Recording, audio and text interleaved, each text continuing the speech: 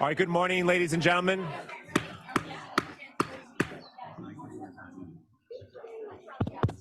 We call this meeting of our Sandag Board of Directors for Friday, January 13th, 2023 to order.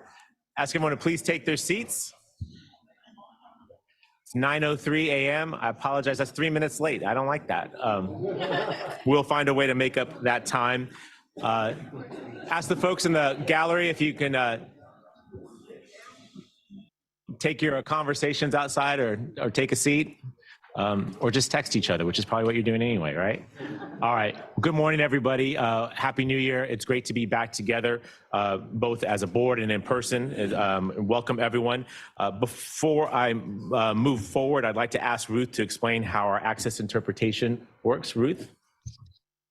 Yes, thank you.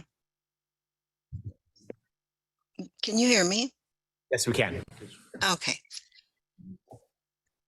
This is an announcement for on-site participants requiring simultaneous interpreting services. I will repeat the announcement in English. Si se ha unido a la reunión de hoy en la sala de juntas de Sandag y necesita interpretación al español, por favor diríjase a la recepción del piso 8 y solicite un receptor. El receptor cuenta con un audífono para escuchar la reunión en español. Simplemente sostenga el auricular junto a su oído y la interpretación comenzará automáticamente. If you're joining us today in the Sandag boardroom and need interpreting services, please check out a receiver from the receptionist on the 8th floor.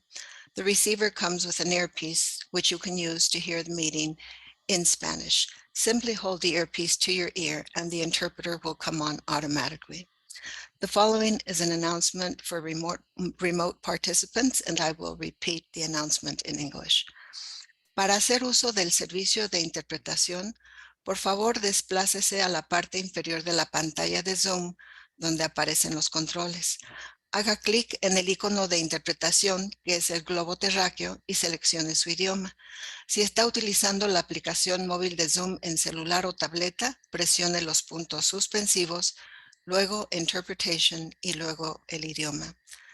To use the interpreting feature, please scroll to the bottom of the Zoom screen where the meeting controls are located.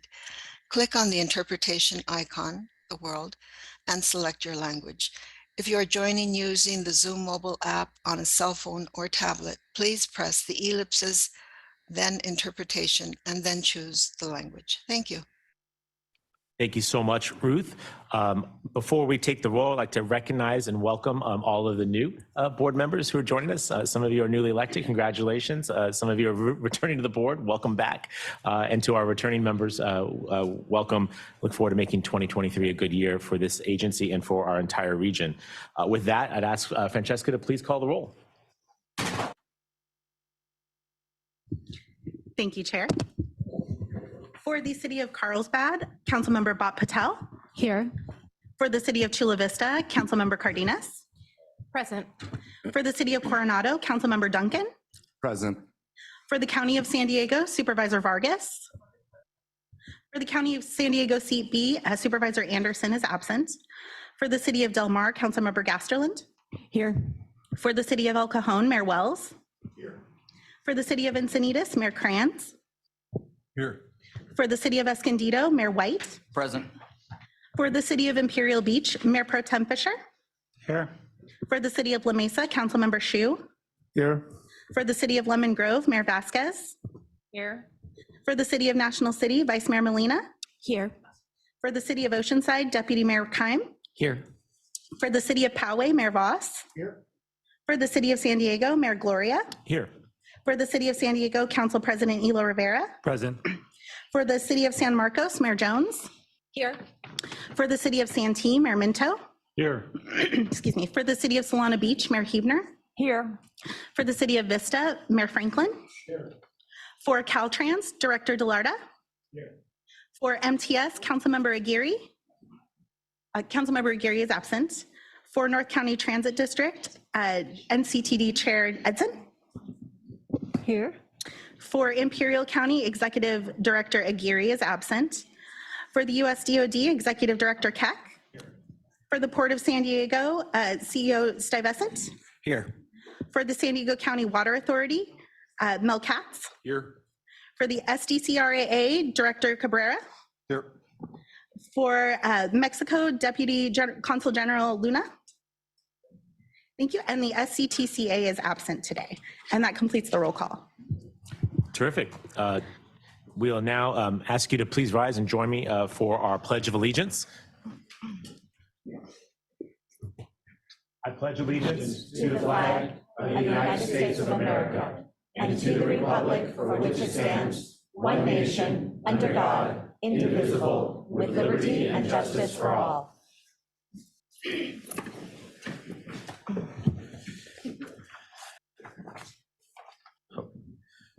Very good. Well, our first item of business this morning is the Sandag Board leadership election for calendar years 2023 and 2024.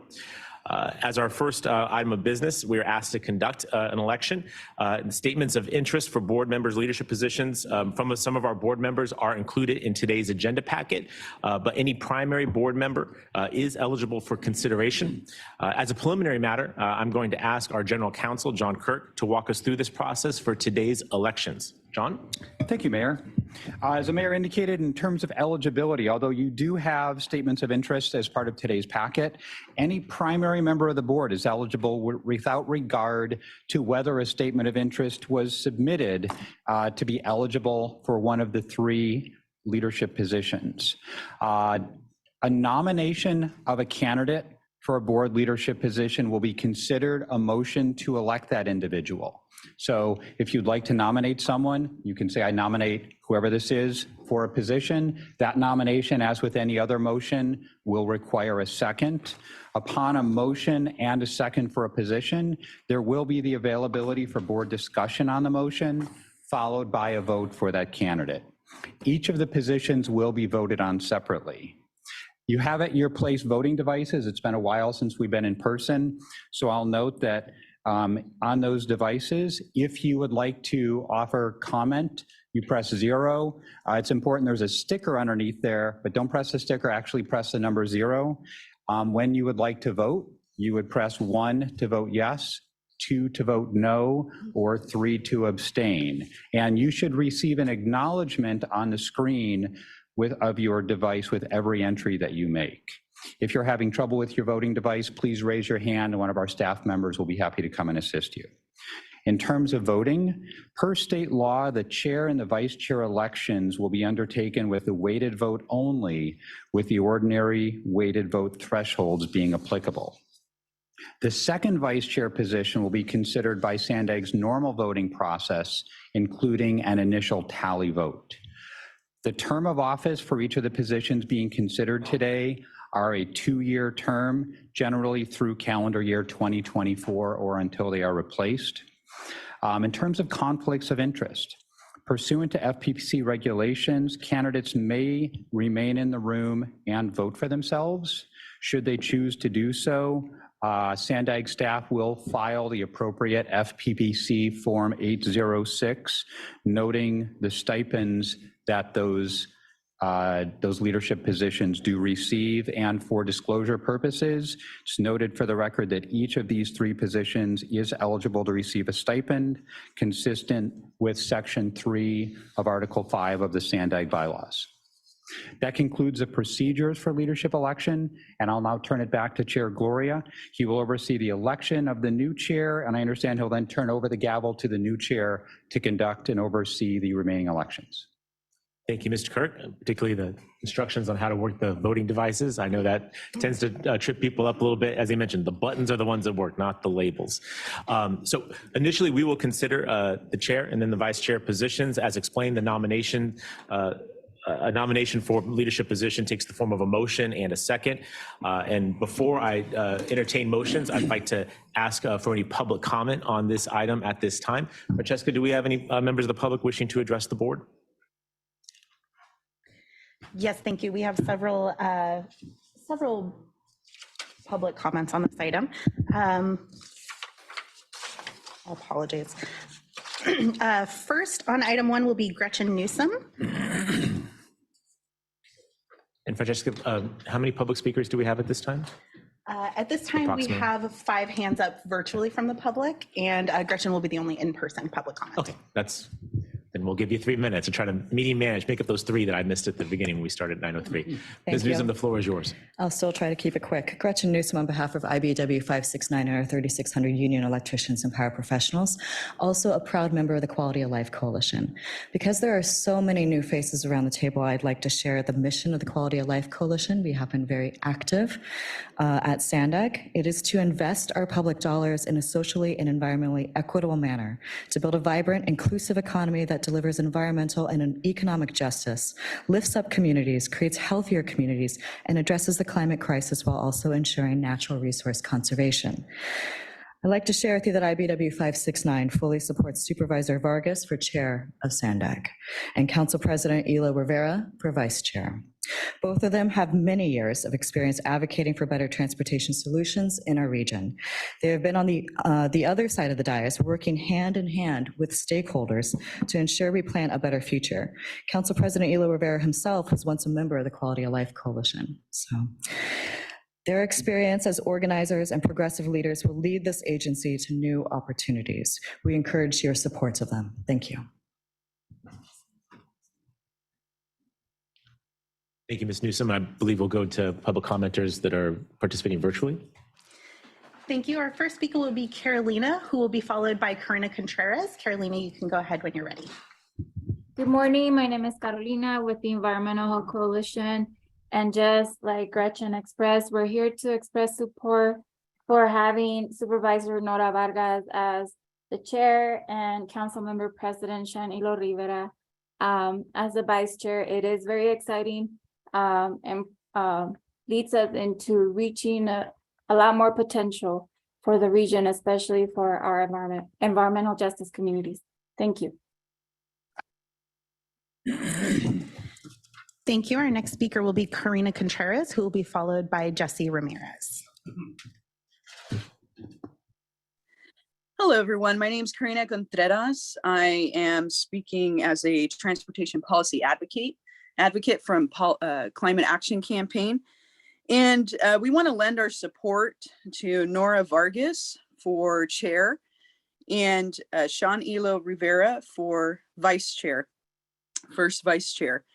SANDAG, under its purview, has so many things that impact our region, from housing to transportation.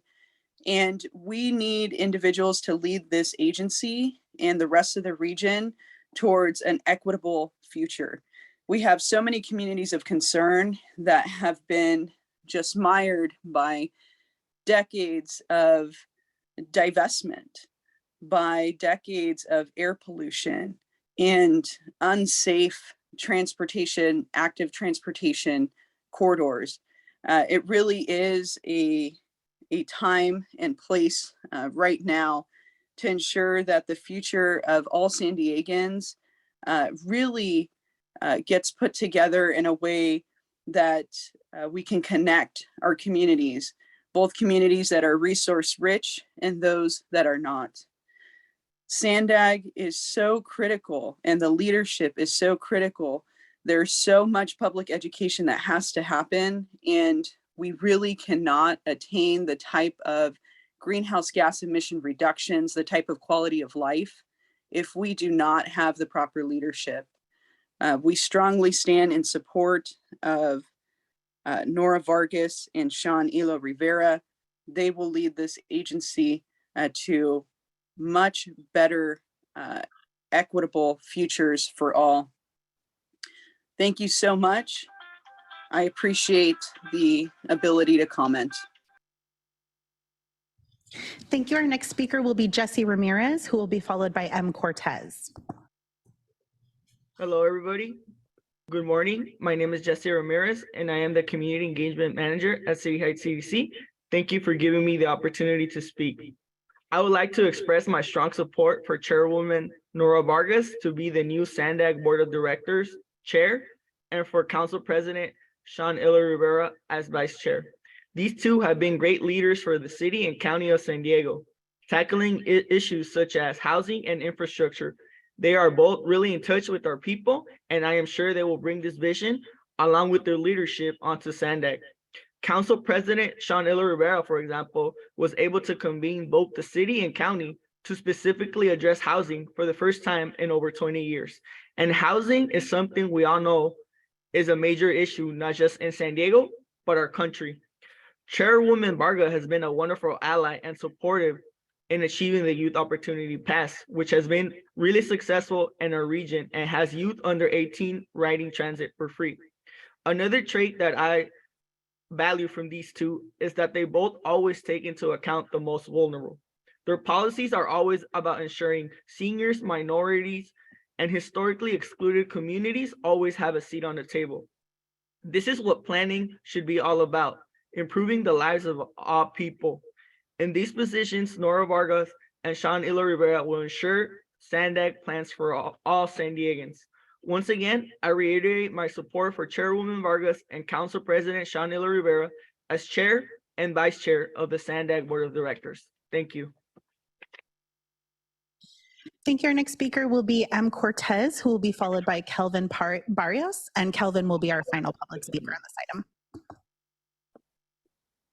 Hello, my name is Maria Cortez, and I've been a resident of City Heights for 50 years and have advocated for better transit and transportation infrastructure for nearly all my life.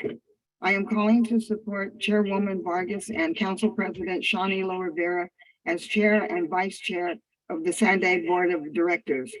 Chairwoman Vargas and Council President Rivera have been a huge ally for communities throughout San Diego. With their leadership and support, we were able to implement the Youth Opportunity Pass for youth 18 years and under, which originally have been taken a couple of decades. This has been a huge win for San Diego families, have one less bill to worry about and more money to put food on the table. Kids are able to go to school, after school activities, recreational activities, and internship and jobs.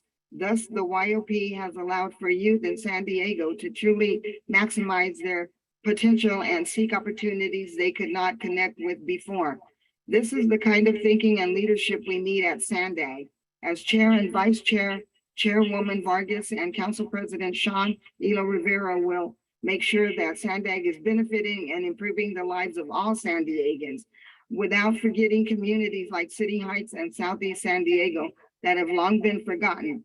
Thank you all for letting me speak. And this is what it's all about. It's not just for certain communities. It is for all communities because we all matter. We all live and breathe the same dirty air. Let's all live and breathe the same clean air.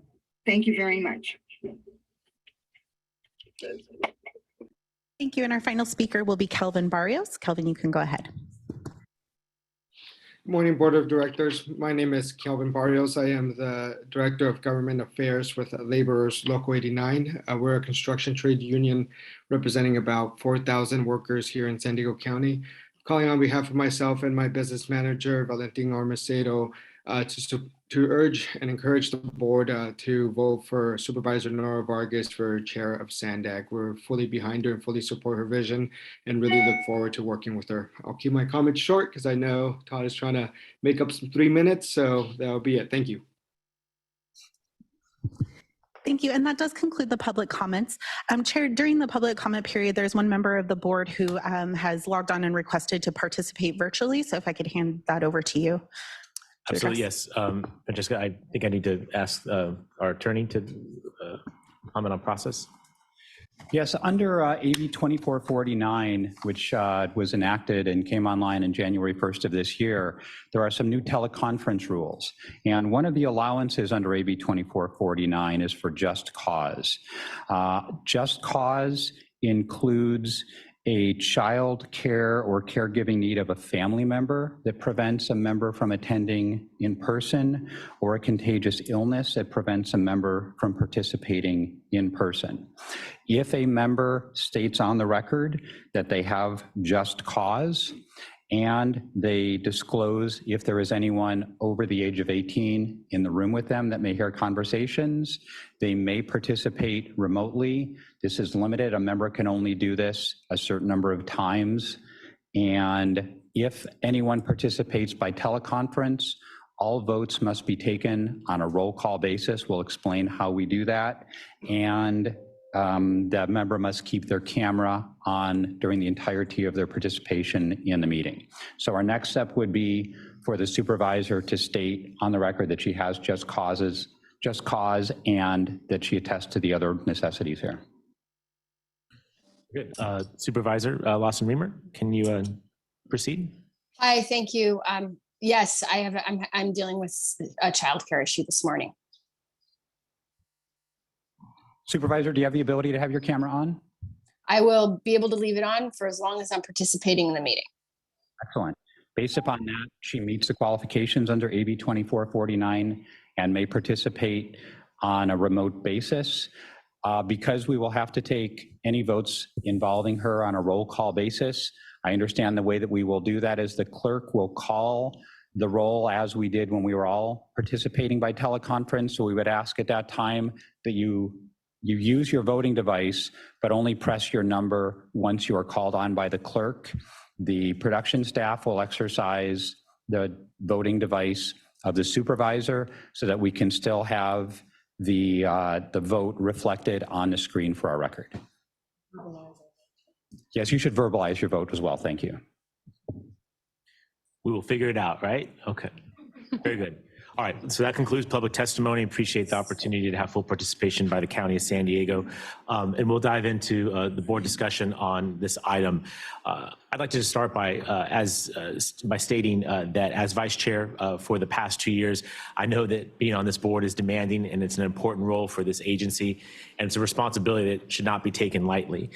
To that end, I want to thank the board members who've expressed interest in leadership, specifically Supervisor Vargas, Mayor Tony Krantz, Councilmember Terry Gasterlin, Council President Sean Elo Rivera, and Mayor Raquel Vasquez.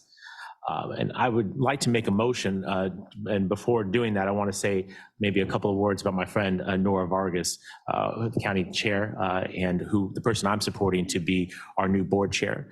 I don't think Chair Vargas's credentials are in question, but let me enumerate her longtime community and activism, as well as being an advocate for transportation. As a former Planned Parenthood executive, Southwestern College Board of Trustees member, chair of the Sandag Transportation Committee, a role I once had. I know that's not an easy gig, but you've done it for the last couple of years and you've done it well. Chair of our Air Pollution Control District and a member of the California Air Resources Board, chair of our County Board of Supervisors as of Tuesday, correct? This is an opportunity for this organization to elect the first Latina chair of this regional body. I think that this agency is incredibly fortunate to have someone like Supervisor Vargas willing to serve not just on the board, but in a position of leadership. Beyond her tremendous resume and leadership, I know that Supervisor Vargas is laser focused on moving our region forward and ensuring that this public agency is run in a manner that is transparent and accountable to the public. These are the reasons for my support of Supervisor Vargas to be the next board chair of this organization.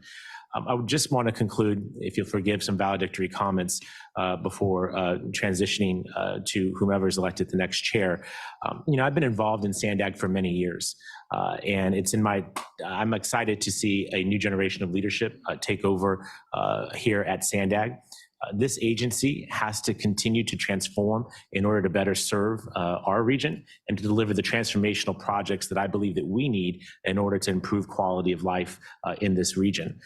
That requires us to work together as a board, to work with our staff, and to set aside political posturing and instead advance regional projects that are important for San Diego. This is essential for us to continue to grow our economy, to expand the number of jobs available for the constituents that all of us represent, to address our housing crisis, which, as the public commenters mentioned, is significant, and to support businesses that depend on the infrastructure this agency helps to provide. I believe that under Chair Vargas's leadership, we can facilitate those policy discussions in a way that is cordial, practical, functional, and advances the entirety of this region. I want to conclude with maybe some quick comments about voting structures and AB 805, because I believe that has come up a fair amount in the media recently. I want to remind my colleagues and the general public that Assembly Bill 805 is state law, and it was established for good reason. It works to try and promote consensus through an initial tally vote. but it also ensures that the votes of each of our 3.3 million county residents are properly represented. So the residents in a city with 1.4 million people are disenfranchised by having lower representation than a city of just 4,000 people. And the fact of the matter is that we are all here to represent constituents and to support our entire region, and the public expects this board to do a better job working together. I believe that the new leadership of this board is an opportunity to do that reset that is so desperately needed. I remind the board about the representation this board has had since AB 805. Point out that even under AB 805, this board has had small city and bipartisan leadership. Our immediate past chair and our second vice chair were both from smaller cities with populations less than 60,000 people. The chair before that, Mayor Voss of Poway, enjoyed the chairmanship of this organization representing East County, again, even under AB 805. Sandag projects of regional significance like Otay Mesa East and the Losan benefit everyone, and they have been advanced by this organization under AB 805. My city has 63% of our region's RHNA allocation, even though we only have 42% of the population. I point that out because it does require us in individual cities to take a regional view on occasion. And I recognize that my city shouldering a heavier load of the housing requirement is in the best interest of our county for a multitude of reasons. I think that that kind of attitude would go a lot longer around this board table, and I hope that more people will take that up. Residents in your cities obviously come to my city to access our airport, to see a Padres game, to work in our city, but live in your city. And that's okay. That works a part of what makes us so special, but does require us to have a broader view. And again, I hope that this board can do that. Lastly, the last time we were here, we discussed removing the regional road usage charge from our RTP. I would point out that that was a bipartisan vote in support of that change, led by myself and the mayors of 2 local small cities serving in board leadership. And the vote on that was nearly unanimous. And so I know that we can marshal a supermajority of this board behind a common cause to serve this region. I appreciate you allowing me to share some of those contextual comments, and I hope that we can get a strong unanimous vote for a new chair of this board and recognizing a reset for this agency and moving forward together in a bipartisan, multi-region, sub-region effort to make sure that we do what the people who sent us here expect us to do, which is to improve regional quality of life for everyone in this county. With those comments, I'm privileged to make a motion to elect Board Supervisor Nora Vargas as our new board chair, and ask if there's a second for that motion. Cárdenas, second. Thank you very much. We have a motion and we have a second. I would ask if there's anyone who wishes to address the board. We do have 2 requests, at least at this point. We'll go to Mayor Wells from El Cajon, and then we'll go to Del Mar. Yes, thank you, Chair. I'd like to make a substitute motion for Terry Gasterlin as the chair and Steve Voss as the vice chair. Very good. I'm sorry, Gasterlin. Terry, what are you this? Are you the mayor, the deputy mayor? Tell me, I want to get your title right. I'm council member this year. Mayor Thank you. Tracy Martinez is our mayor this year. I always want to make sure I respect the title. Yes. Council member, please proceed. Yes, I appreciate the opportunity to speak, and your remarks are heartfelt and on target. I wanted to add some more to the vision for transportation for our region. This is from the perspective of the 43% of the cities in the region and the unincorporated communities who do come in and out of the city of San Diego, but also go back and forth to visit each other. Our current RTP does focus on new public transportation at the expense of really improving highway interchanges, the lanes, the access, the congestion on our major roads. Even in Del Mar, Highway 101 gets congested. It takes more than half an hour to get through Del Mar on many, many days. Private vehicles need to be included and considered part of the solution, not set aside and discouraged through increased congestion. An improved bus system in which MTS and Breeze bus routes interface seamlessly is essential to our region. Current routes have very few east-west regional buses and fail to meet the needs of students at all education levels throughout our region. The dysfunction between MTS and Breeze leaves major high schools in my region. These high schools are Torrey Pines, Canyon Crest Academy, access to San Dieguito Academy, which are public high schools, with no bus route at all. And it's not just these schools, it's many schools throughout our area. More frequent and smaller buses will be faster and more flexible. I learned that on my time at NCTD with Mayor Krantz over here as chair. And cancellations will have less impact. The 101 bus is canceled on a regular basis. And when you are counting on it to get to a meeting and you're late, you look bad. And that's a big reason why people aren't using our buses in our region. We've got to make it reliable. It's our capillary system, our blood system for the region if we're going to make public transportation work. We need a seamless regional bus system with vehicles that emit little or no greenhouse gases. We need to pursue incentives and supporting infrastructure for vehicles that use renewable energy sources. A network of charging stations throughout San Diego County will be an essential part of this. We have to work on that. SANDAG can leverage lessons learned and breakthroughs at UCSD, my campus, where I'm a professor, as the campus pursues hydrogen fuel cells. Hydrogen fuel cells are an exciting way to store energy for a longer run that doesn't involve batteries. And UCSD is pioneering all sorts of ways to use it, including the Scripps Institution of Oceanography has a new ship that's going to be entirely fuel cell driven. It'll go up and down our coastline here. So hydrogen fuel cells is a primary source of energy to move vehicles and power buildings.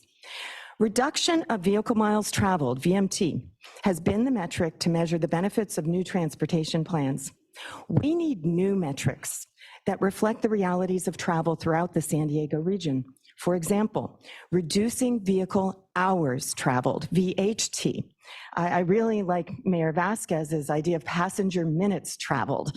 Let's get it down. We need to reduce congestion. We need to increase the smoothness of transfers between private and public modes by making park and go far easier with many more well-placed parking and drop-off facilities. The Blue Line trolley is underutilized. Riders cannot get to the trolley stops easily as they are off the beaten track.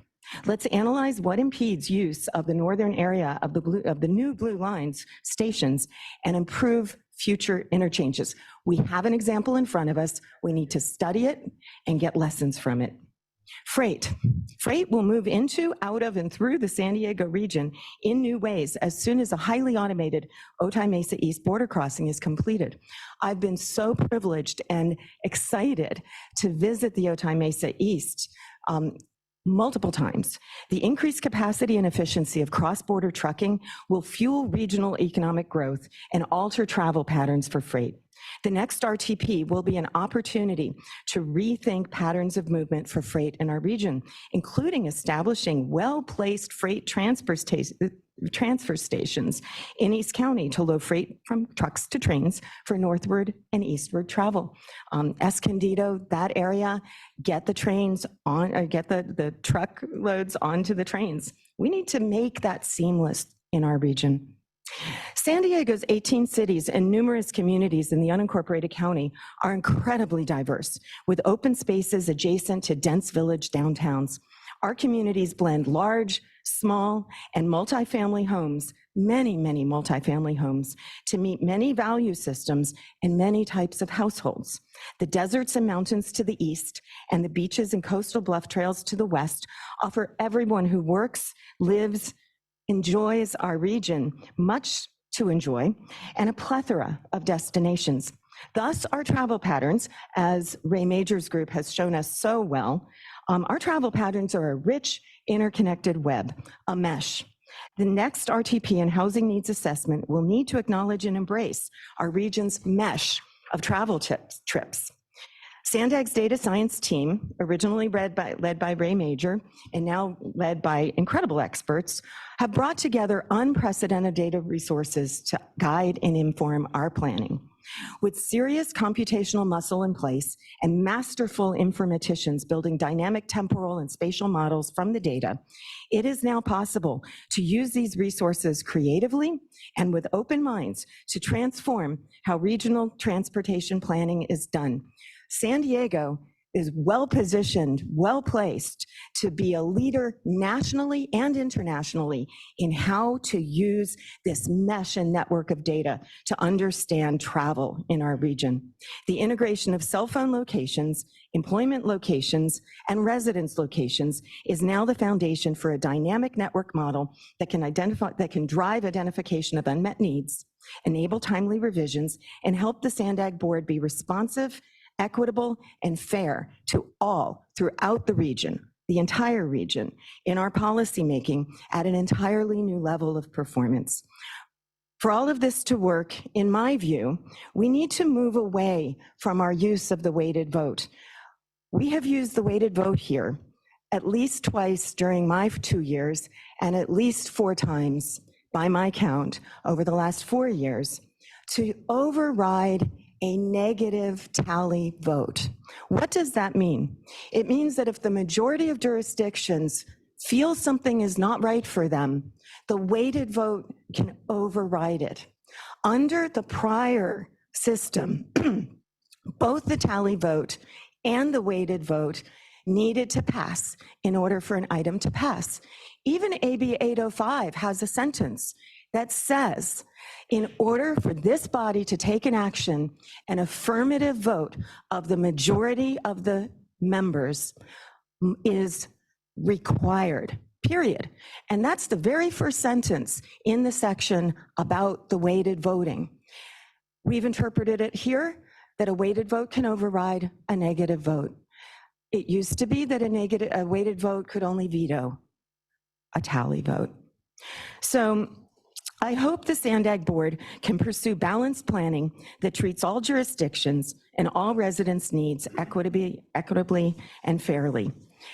If I were to be appointed to any officer position on this board, I pledge to seek consensus as a SANDAG board officer. I am ready to contribute to a new level of balanced discussion. In my year as mayor of City of San Diego, we rotate, I pledge to seek consensus and to keep discussing until solutions emerge that could garner a supermajority or unanimous vote.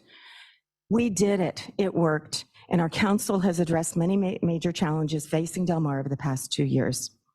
As a SANDAG board officer from a small city, I pledge to help ensure that the needs of all our cities, including our smaller cities, our coastal area, and our North County region are addressed. Thank you. Thank you, Councilmember. We have additional board members wishing to make comments. We'll go to County Supervisor Lawson Remer. She'll be followed by Mayor Jones and then Mayor Minto. Hi, thank you so much, and really appreciate the opportunity to participate virtually. I think you can hear my daughter singing in the background. So I'm very grateful that there's space in our community for working moms to participate in these important deliberations. I really just wanted to take a moment as the representative of the vast majority of our coastline stretching from Carlsbad to Coronado across the County of San Diego, a colleague of Supervisor Nora Vargas, and a partner to Shanila Rivera in so much of the work that we've been doing on affordable housing, to voice my strong support for both Nora Vargas and Shanila Rivera in their nominations for the positions of leadership in SANDAG. Sean has just done such a tremendous job in partnering with us at the county in doing really incredible work to address our affordable housing crisis across our region.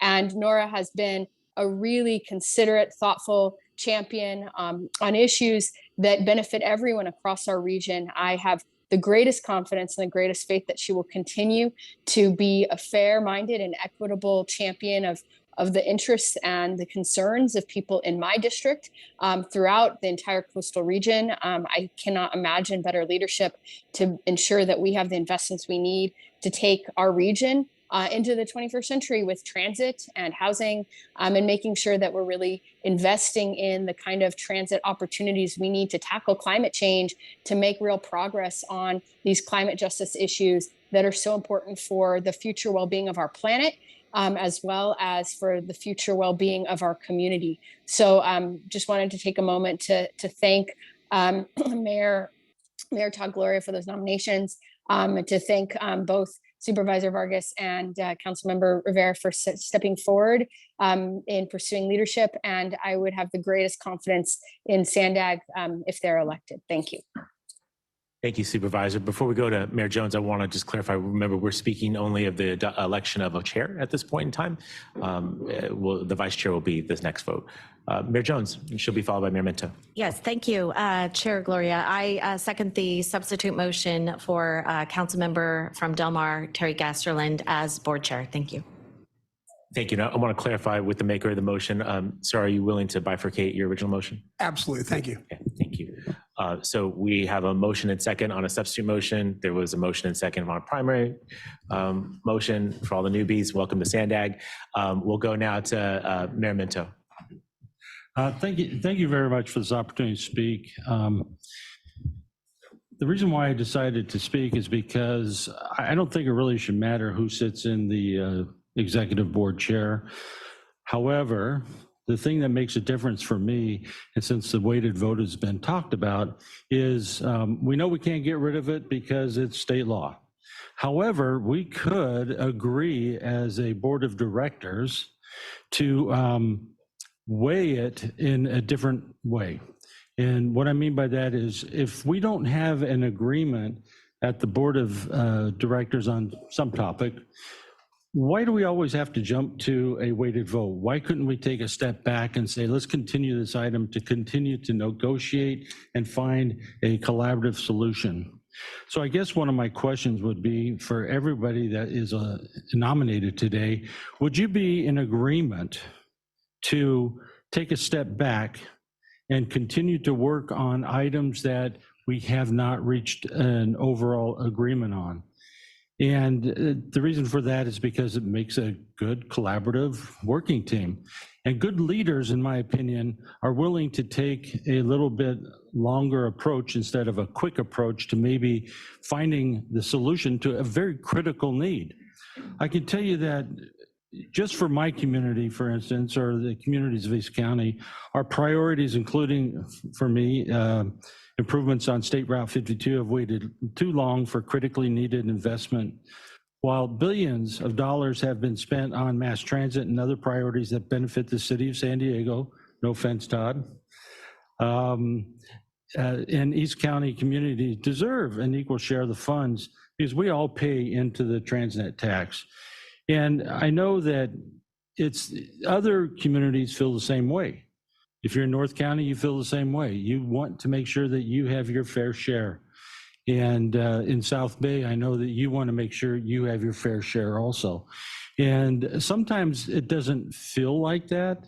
And even though I may be benefited when I take the trolley to the Padre game, or if I take a bus someplace else, you know what? I usually have to drive into downtown, not downtown, but to another location other than Santee to get the trolley because it takes so long to get to where I'm going from that area. And now MTS is actually working on limiting the number of trips that are in my community and whatnot. So I think I will support whoever will take that weighted vote into account and take another approach to it and not just support a quick weighted vote. So I guess maybe if the candidates, so to speak, or nominees can speak to that at some time, then I would appreciate that because that definitely helps me to make a decision on which way I'm going. Thank you. Thank you, Mayor Minto. I see a request from El Cajon. Well, second bite to the apple, you guys. El Cajon and then Del Mar. You know, I like efficient meeting management, so I'm going to ask you to go through it quickly if you can. I'll make it real quick. I think instead of supporting a bifurcated change to that motion, I would rather have withdrawn the motion than remake the motion just to nominate Terry Gasterland as chair. That's how I recognize it. But thank you for clarifying the motion. Thank you, Mayor And I Wells. accept that, Chair. Thank you both. My understanding is we have a motion on the floor, a substitute motion for Councilmember Gasterland to serve as chair of Sandag. Councilmember, I see you wish to speak again. Well, A question was asked, I'd like to answer it. And if selected, no matter what office or position I might be in, I absolutely pledge to seek that consensus, to set aside the weighted vote, and to seek that tally vote. Very good. I see no other requests to speak. Chairman? Mayor, I think mine's not that working. zero It's- button. Yeah, it says received. I wanted to speak in favor of the, you want to take a look at it? I wanted to speak in favor of the substitute motion. I appreciate you told us it's state law. This organization was founded in 1980, and it was founded in a spirit of cooperation with all of the agencies that are members. I want to draw your attention to the historical significance of the Great Compromise. The Constitution of the United States would never have been ratified had the smaller states not had representation that was equal in the United States Senate. So I don't think any of us today would suggest that the smaller states should not have that mechanism to have their voices heard. Also important is the fact that the United States Senate could at any time, by bare majority, make a decision, but it chooses not to. It chooses to recognize 60 votes as the number to build consensus. So they've made a decision in the US Senate to work by consensus.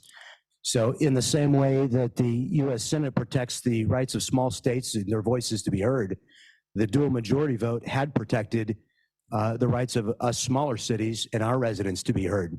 And that's why I think it's very important that we make a decision to work together. Obviously, by state law, you don't have to be bound by it, but in order that we continue to enjoy the ability to work productively together and that we don't have a fracture, I think it's very important for those larger population agencies to consider the discretion in the use of that weighted vote.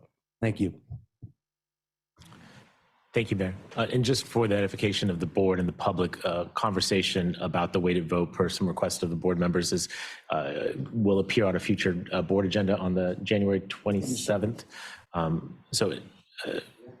Just for folks' information, this morning's conversation is about election of executive officers, and we have a motion on a substitute motion on the floor for Councilmember Gasterland to serve as the chair of this organization. I see no other board members wishing to speak, and I appreciate that.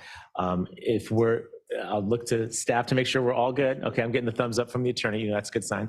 We'll take a vote on the substitute motion. Again, that is for Councilmember Gasterland to serve as the board chair of this organization.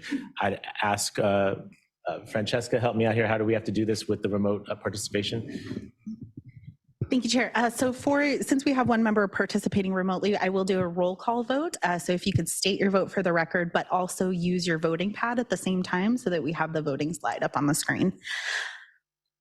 So just to reiterate, this motion is for the election of Councilmember Gasterland for the position of chair for calendar years 2023-2024. For the city of Carlsbad, Mayor Pro Tem Bat Patel. No. For the city of Chula Vista, Councilmember Cardenas. No.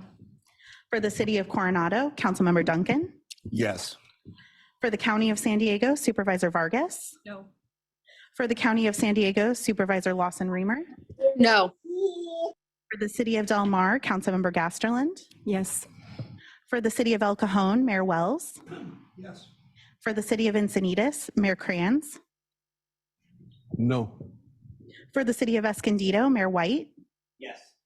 For the city of Imperial Beach, Mayor Pro Tem Fisher. Yes. For the city of La Mesa, Councilmember Shu. No. For the city of Lemon Grove, Mayor Vasquez. No. For the city of National City, Vice Mayor Molina. No. For the city of Oceanside, Deputy Mayor Keim. Yes. For the city of Poway, Mayor Voss. Yes. For the city of San Diego, Vice Chair Gloria. No. For the city of San Diego, Council President Elo Rivera. No. For the city of San Marcos, Mayor Jones. Jones, yes. For the city of Santee, Mayor Minto. Minto, yes. For the city of Solana Beach, Mayor Hebner. No. And for the city of Vista, Councilmember Franklin. Yes. Thank you very much. Mayor Franklin, would you register your vote on your voting device as well, please? Thank you, sir. Thank you very much. And upon a weighted vote, that motion does not pass. Very good. We'll return to the original motion. It was a motion to name Chair Vargas to be chair of this organization as well. God bless you. It was seconded by the city of Chula Vista. If we may, we ask Francesca to call the roll on that vote. You probably need a second to reset the voting machine. Very good. Thank you. And the motion to elect Supervisor Vargas to the position of chair for calendar years 2023, 2024. For the city of Carlsbad, Mayor Pro Tem Bob Patel. Yes. For the city of Chula Vista, Councilmember Cardenas. Yes. For the city of Coronado, Councilmember Duncan. No. For the city of San Diego, Supervisor Vargas. Yes. For the, I'm sorry. The voting slide seems to be having some technical difficulties. I'm going to give production just a moment. Thank Mommy.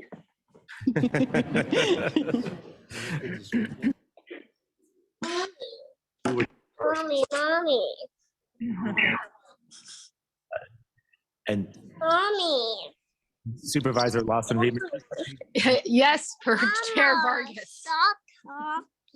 We're having a little difficult.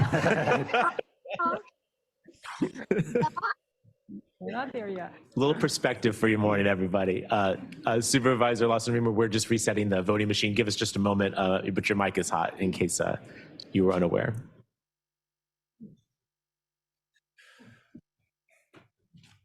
Oh. Yes, for Chair Vargas. Attention. Mommy's attention. Oh, I want you attention. Attention. Attention. No, Mommy, on attention. Give me the kiss. I need attention. Stop talking. Hey, no, stop talking. No, stop talking to my friends. For the city of Carlsbad, Mayor Pro Tem Bob Patel. Stop talking. Chula Vista, Councilmember Cardenas. No, For stop. the Councilmember Duncan. No. For the city of San Diego, I'm sorry, the county of San Diego, Supervisor Vargas. Mommy. Supervisor Lawson Reamer. Yes, for Chair Vargas. Mama, I need attention. Supervisor, I'm so sorry. I'm sorry. Yes. Yeah. Mommy. If okay, can you hold on 1 second? I thought that the general counsel stated that in order to participate remotely, you had to have your camera on while participating. You do, and her camera, can I confirm that her camera for the live feed is on? Camera is on, seeing yes. it. Can you hear me? But just for the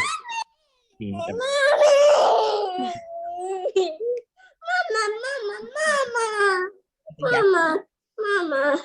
For the Hey, Ava, I need 2 minutes. No! I need 2 minutes. No! No, stop talking, no! Stop! Cajon. Stop talking 2 minutes! No! Yes. No! City of Escondido. No! Mayor Pro Tem Fisher. Yes. Councilmember Shu. Yes. For the city of Lemon Grove, Mayor Vasquez. Yes. For the city of National City, Vice Mayor Molina. Yes. For the city of Oceanside, Deputy Mayor Kime. no. For the city of Poway, Mayor Voss. For the city of San Diego, Vice Chair Gloria. Yes. For the city of San Diego, Council President Elo Rivera. Yes. For the city of San Marcos, Mayor Jones. Jones, no. For the city of Santee, Mayor Minto. Minto, no. For the city of Solana Beach, Mayor Huebner. Yes. For the city of Vista, Mayor Franklin. No. Thank you very much. That item does pass with 12 yeses and 9 nos. Congratulations, Supervisor Vargas. You're the chair.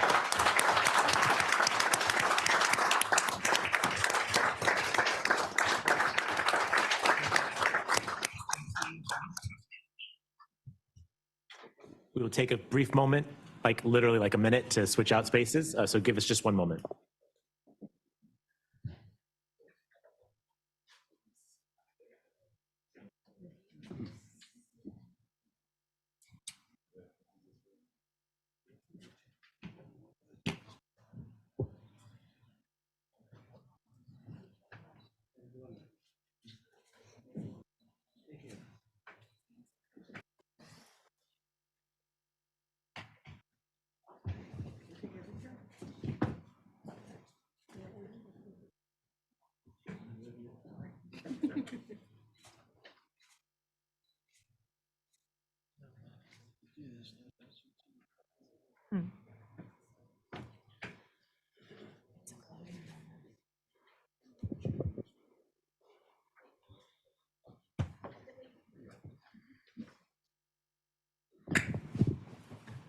Thank you so much.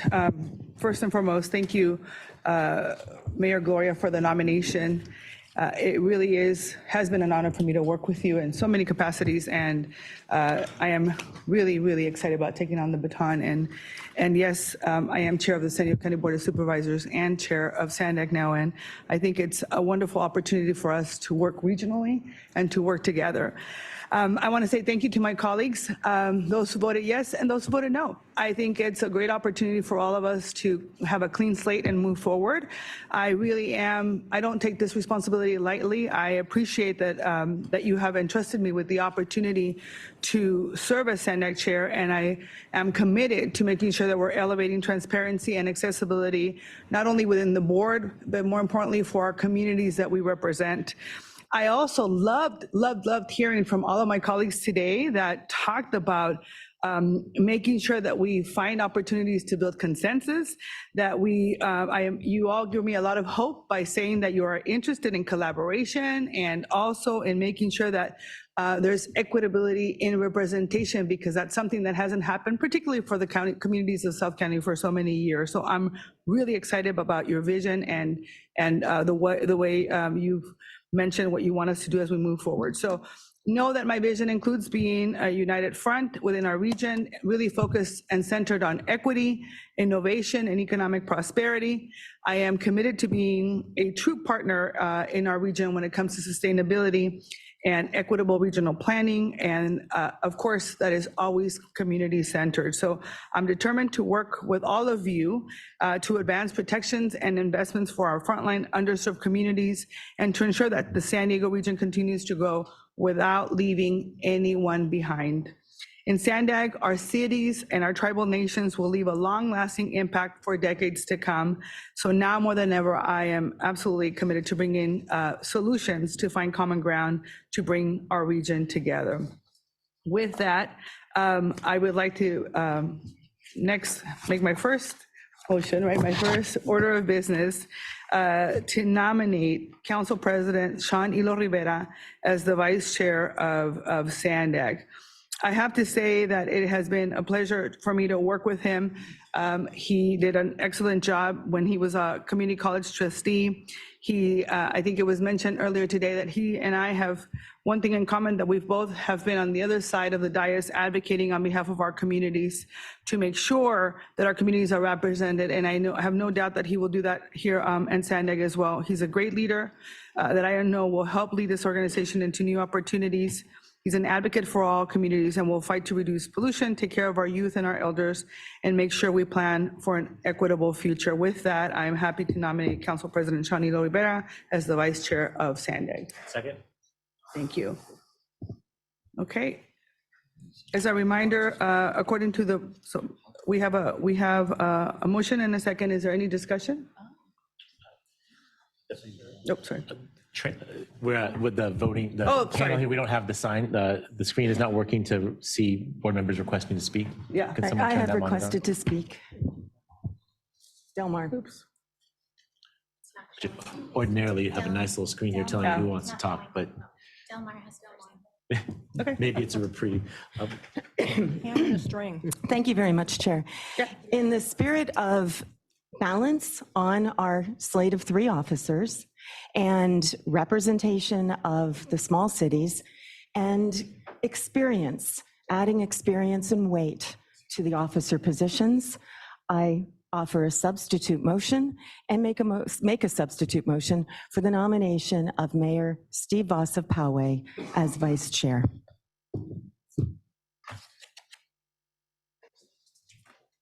There's a motion on the floor. Oh, I actually pushed my speaker. I can't see you, so I I'm sorry. apologize. Oh, there it is. I'll Okay. second that motion, Chair Vargas. Thank you. Okay, we have a motion and a second. Any discussion?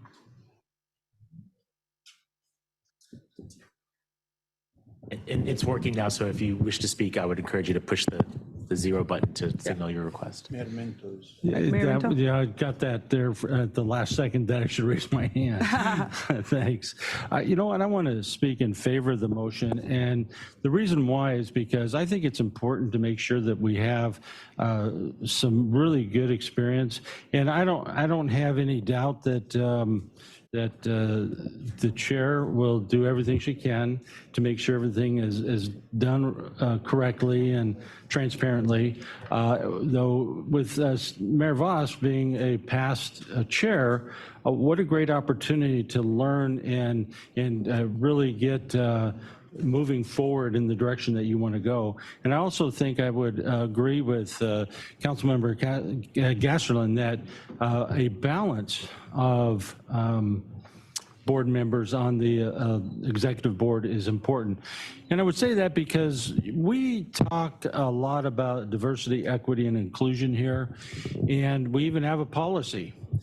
If you exclude any one certain let's call it demographic, for lack of a better term, then what you're doing is you're saying we're not really interested in being inclusive or creating equity. And then if that happens, then shame on us for not having that equity and inclusion, because the more voices we have that are heard and balanced, and a good debate can take place between different ideas and ideologies, it's important. So therefore, I would support that motion, substitute motion. Thank you. All right, so there are no additional requests to speak. Francesca? Can we take a vote on the substitute motion? Thank you, Chair. And just to restate, this vote is to elect Mayor Voss as the vice chair for the calendar year 23-24. And as a reminder, if you could please verbalize your vote and also use the voting pad. For the city of Carlsbad, Mayor Pro Tem Bhat Patel. No. For the city of Chula Vista, Councilmember Cardenas. No. For the city of Coronado, Councilmember Duncan. Yes. For the county of San Diego, Supervisor Vargas. No. For the county of San Diego, Supervisor Lawson Remer. No. For the city of Del Mar, Councilmember Gallo. For the city of El Cajon, Mayor Wells. Yes. For the city of Encinitas, Mayor Kranz. No. For the city of Escondido, Mayor White. For the city of Imperial Beach, Mayor Pro Tem Fisher. Yes. For the city of La Mesa, Councilmember Shu. No. For the city of Lemon Grove, Mayor Vasquez. No. For the city of National City, Vice Mayor Molina. No. For the city of Oceanside, Deputy Mayor Keim. Yes. For the city of Poway, Mayor Voss. Yes. For the city of San Diego, Mayor Gloria. Nope. For the city of San Diego, Council President Elo Rivera. No. For the city of San Marcos, Mayor Jones. Yes. For the city of Santee, Mayor Minto. Yes.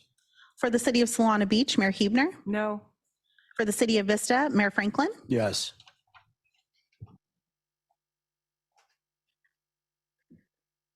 And that item does not pass, or I'm sorry, that motion does not pass. So will we turn to the original motion? Can we go ahead and call the vote? Thank you. For the, apologies, just a moment. All right, and the motion is to elect Council President Sean Elo Rivera to the position of Vice Chair. For the city of Carlsbad, Mayor Pro Tem Bhat Patel. Yes. For the city of Chula Vista, Councilmember Cardenas. Yes. For the city of Coronado, Councilmember Duncan. No. For the county of San Diego, Chair Vargas. Yes. For the county of San Diego, Supervisor Lawson Remer. Yes. For the city of Del Mar, Councilmember Gasterlin. In the spirit of balance and representation in the chair and vice chair, I respectfully vote no. For the city of El Cajon, Mayor Wells. For the city of Encinitas, Mayor Kranz. Yes. For the city of Escondido, Mayor White. No. For the city of Imperial Beach, Mayor Pro Tem Fisher. Yes. For the city of La Mesa, Councilmember Shu. Yes. For the city of Lemon Grove, Mayor Vasquez. For the city of National City, Vice Mayor Molina. Yes. For the city of Oceanside, Deputy Mayor Keim. No. For the city of Poway, Mayor Voss. For the city of San Diego, Vice Chair Gloria. Yes. For the city of San Diego, Council President Elo Rivera. Yes. For the city of San Marcos, Mayor Jones. No. For the city of Santee, Mayor Minto. No. For the city of Solana Beach, Mayor Huebner. Yes. And for the city of Vista, Mayor Franklin. No. Thank you very much. And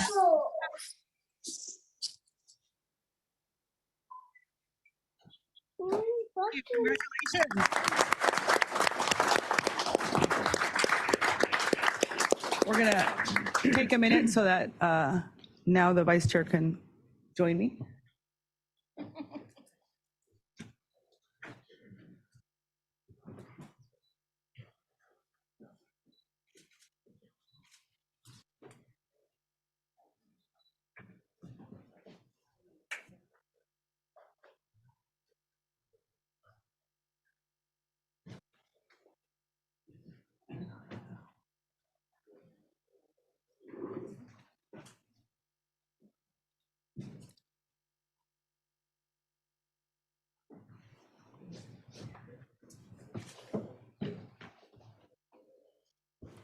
The next item on our agenda is a nomination for our second vice chair. Is that nomination from the floor? I can't. I can go ahead and, sorry. Well, for second ahead. vice chair, I'd like to nominate Lisa Hebner. Thank you. And then we have Encinitas. I don't know where everybody's seated yet, so I can't. Here you go. Do we have a second? I'm happy to second, Chair. Thank you. I have a substitute motion. I'm not sure if our things are working. Yeah, so why don't we go ahead and, so we have a motion and a second, and now you have a substitute Yeah, my motion? substitute motion is to nominate Del Mar Councilmember Terry Gasterland. Is there a second? Second. Thank you. Any discussion? I'm going to have to go do it this way because this is working and not working. So we have Mayor Rebecca Jones. Yeah, so any discussion? We're going to adjust. All right. Why don't we go ahead and call the vote? Thank you. And this is the substitute motion to elect Councilmember Gasterland to the position of second vice chair. Yes. Yes, this is a tally vote. For the city of Carlsbad, Mayor Pro Tem Bhat Patel. No. For the city of Chula Vista, Councilmember Cardenas. No. For the city of Coronado, Councilmember Duncan. Yes. For the county of San Diego, Supervisor Vargas. No. For the city of Councilmember Gasterland. Yes. For the city of El Cajon, Mayor Wells. Yes. For the city of Encinitas, Mayor Kranz. No. For the city of Escondido, Mayor White. Yes. For the city of Imperial Beach, Mayor Pro Tem Fisher. Yes. For the city of La Mesa, Councilmember Shu. No. For the city of Lemon Grove, Mayor Vasquez. No. For the city of National City, Vice Mayor Molina. No. For the city of Oceanside, Deputy Mayor Keim. Yes. For the city of Poway, Mayor Voss. Yes. For the city of San Diego, Vice Chair Ela Rivera. No. For the city of San Marcos, Mayor Jones. Yes. For the city of Santee, Mayor Minto. Yes. For the city of Solana Beach, Mayor Huebner. No. For the city of Vista, Mayor Franklin. Yes.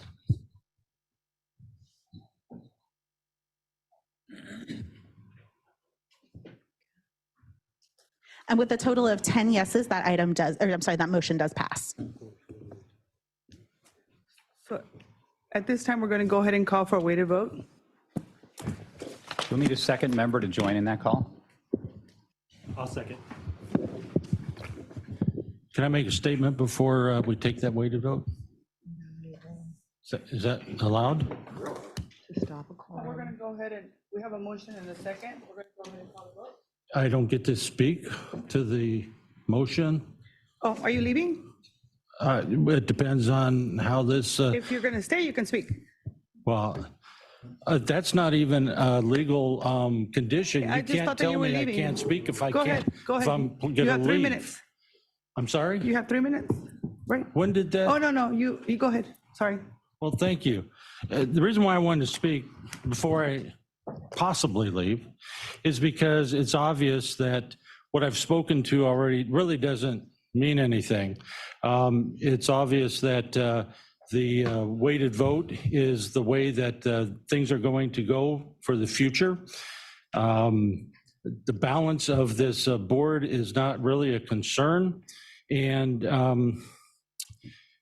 I don't believe that the weighted vote majority really is involved in equity or inclusion. substitute the name, for instance, Republican for any other derogatory term, and that's what's going on here.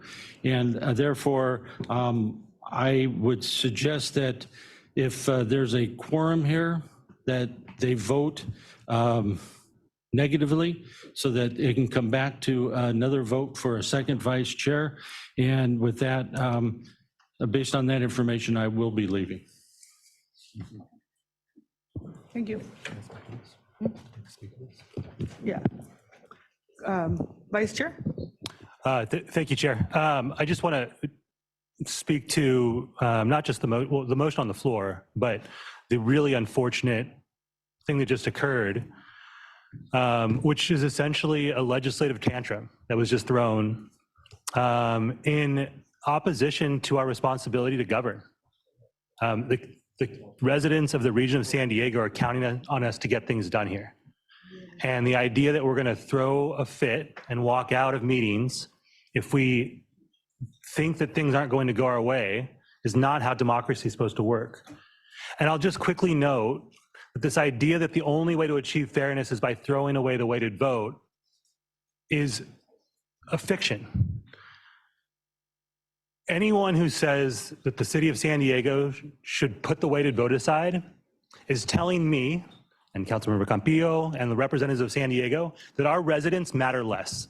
This is about proportional representation. And I do not believe that the residents of Del Mar are 350 times more important than the residents of San Diego, or that the residents of Vista are 16 times more important or 14 times more important than the city of San Diego. I don't think the residents of Del Mar are 20 times or 70 times or any bit at all more important than my residents. And the weighted vote is there to ensure that proportional representation is achieved at Sandag. And what just happened is that folks walked out of a meeting because of proportional representation. And I just want that to be noted on the record because that is shameful. This is not about partisanship. This is about ensuring that every resident in the city of San Diego is given the same level of respect at this board. And we do that through the weighted vote. And so with that, Chair, I appreciate the opportunity to address this and hope that this body can be the productive body that it needs to be for the residents of the San Diego region. Thank you. Thank you very much. So Council, would you just kind of establish where we're at this point? So right now we have a call for the weighted vote on the nomination of Councilmember Gasterland to serve as second vice chair. And we will proceed with a roll call vote on that basis. Thank you. Chair, I'd like to make a comment if I could. Sure. You just talked about the weighted vote and how it seems to divide us, and yet we talk about inclusion. But what just happened was interesting because our policies dictate that the chair and the first vice chair are done with a weighted vote, but the second vice chair is done with a tally vote. And the consensus vote was overridden. And, I'm new to this board. This is my first meeting. And I don't like to see us playing partisan politics. And everybody can call it what they want. But we are a multi-jurisdictional agency. And the majority of members of this board are elected in nonpartisan races. And I agree that we need to go forward with the idea that the residents of this region are much more important than playing politics. And, we can point fingers all day long, and I feel the frustration of those who got up and left because there are some issues with the weighted vote, but there's some positives too. I see both sides of it. But again, as the tally vote came up, what was wrong with sticking to the tally vote? It was some point that those who didn't get what they want, they called for the weighted vote, which overturns the tally vote. And we could play this flip-flop game as much as we want, and it doesn't get anything done. So I hope those here on this board are committed to getting things done. I know that you are in your individual cities, in your individual positions, but I want that to continue as this agency is so important to the San Diego region, and us working together is the only way that our region is going to benefit. And I'm looking forward to the discussion we do have about the weighted vote in a couple of weeks, because it's an important part of who we are. And I hope that we can do it with grace, with understanding, with the ability to learn and to act according to the office that we hold. So I just want to put that into the record. Thank you. All right, seeing no other comments, can you please call the roll? Thank you. For the City of Carlsbad, Mayor Pro Tem Bhat Patel. No. For the City of Chula Vista, Councilmember Cardenas. Yes. For the City of Can somebody repeat the motion? This is about Castellan being the second vice chair. The motion no. for the record is to elect, this is the weighted vote for the substitute motion to elect Councilmember Gasterland as the second vice chair. I'm sorry, I misspoke. I would be a no. Reset and start at the beginning just to make sure that there was no confusion. I'm sorry. Oh, go ahead. I just wanted to speak real quickly and say that I support the nomination of Mayor Huebner for this second vice chair position. Post-election, prior to being sworn in, my first meeting was in fact with Lisa, and I encouraged her to step forward and take this opportunity to lead. I know she had an opportunity. She was in line to be the chair or vice chair years ago, and a little bit of politics on the floor, and she was passed over for that. And I think this is making things right. I think the other very important thing is that she has the ability to represent the small cities very effectively. The city of Solana Beach is my second home. Our family moved to Encinitas in 1960. My father was a teacher at Earl Warren Junior High, so I spent a lot of time in Solana Beach.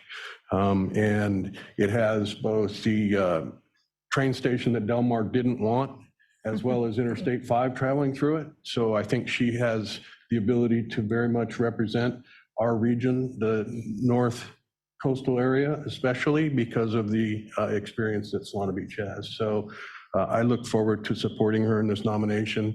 And I know that the most important thing for this board is to figure out a way to get to the point where we can pass items without having to go to the weighted vote. And that's going to take a lot of work. It's obvious. And I am committed to putting in that effort. So I will be supporting this. I appreciate the opportunity to speak. Thank you, Mayor. Chair, I pushed my button as well, but since I made the motion, maybe I should follow Mr. Krantz with regards to some comments with regards to Lisa Huebner and why I nominated her to be the second vice chair. She represents a small city very well. But more importantly, she's been at Sandag for many years, almost as long as I used to be on the other side of the podium, and listens and has really worked well within Sandag and is a really good participant in our process, as well as representing North County, small city. She fits all that criteria, brings balance to the executive board of this body. So I think that's really important and really captures all the ideas. And I don't like to say negative things about other people, so I'll just keep it positive. Lisa is really the best candidate we have for second vice chair. Thank you, Member Chu. I'm going to go ahead and ask council to reread the motion so that people know what we're doing. So as a reminder, we had a motion, and then I made, go ahead. On the table before you is a motion by Mayor Jones, seconded by Mayor Voss, to elect Councilmember Gasterland as Sandag's second vice chair, and this vote will be on a weighted vote basis. Please vote. For the City of Carlsbad, Mayor Pro Tem Bhat Patel. No. For the City of Chula Vista, Councilmember Cardenas. No. The City of Coronado is absent. For the County of San Diego, Chair Vargas. No. For the County of San Diego, Supervisor Lawson Reamer. No. For the City of Del Mar, Councilmember Gasterland. I'm sorry, the City of Del Mar is absent. The City of El Cajon is absent. For the City of Encinitas, Mayor Krantz. No. For the City of Escondido, Mayor White is absent.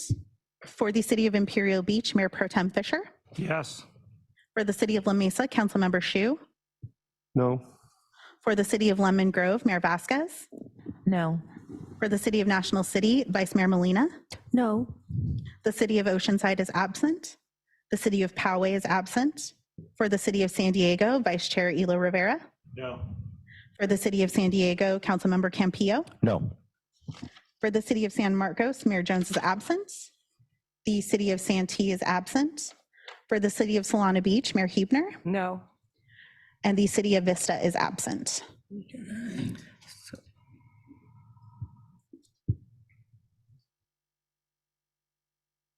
And with 1% of the weighted vote, that item does not pass. Now you go to the motion. Back to the original motion on the floor, which was a motion to elect Mayor Huebner as the Sandag's second vice chair, as moved by Councilmember Shu and seconded by Council President Elo Rivera. May I have a couple moments to speak, Chair? Of course. Yes. I thank you very much, Councilmember Shu and Mayor Kranz now, for your kind words and supportive words. I feel quite honored to be nominated for this. As was mentioned, right now I am the longest serving board member on the Sandag board, which is a very weird thing for me. When I first started in 2006, there were people on the board who had been there already for 10, 15 years, and now that's me, and it's surprising. So I've been through some of the good times and the bad times of the previous days, and recognize both. There are some very good things that we might want to look at from the past that we could bring forward. We already know about the bad things we don't want to bring forward. What's most important to me is that we have a huge job to do here at Sandag. We have a responsibility that is a lot larger than each of our cities.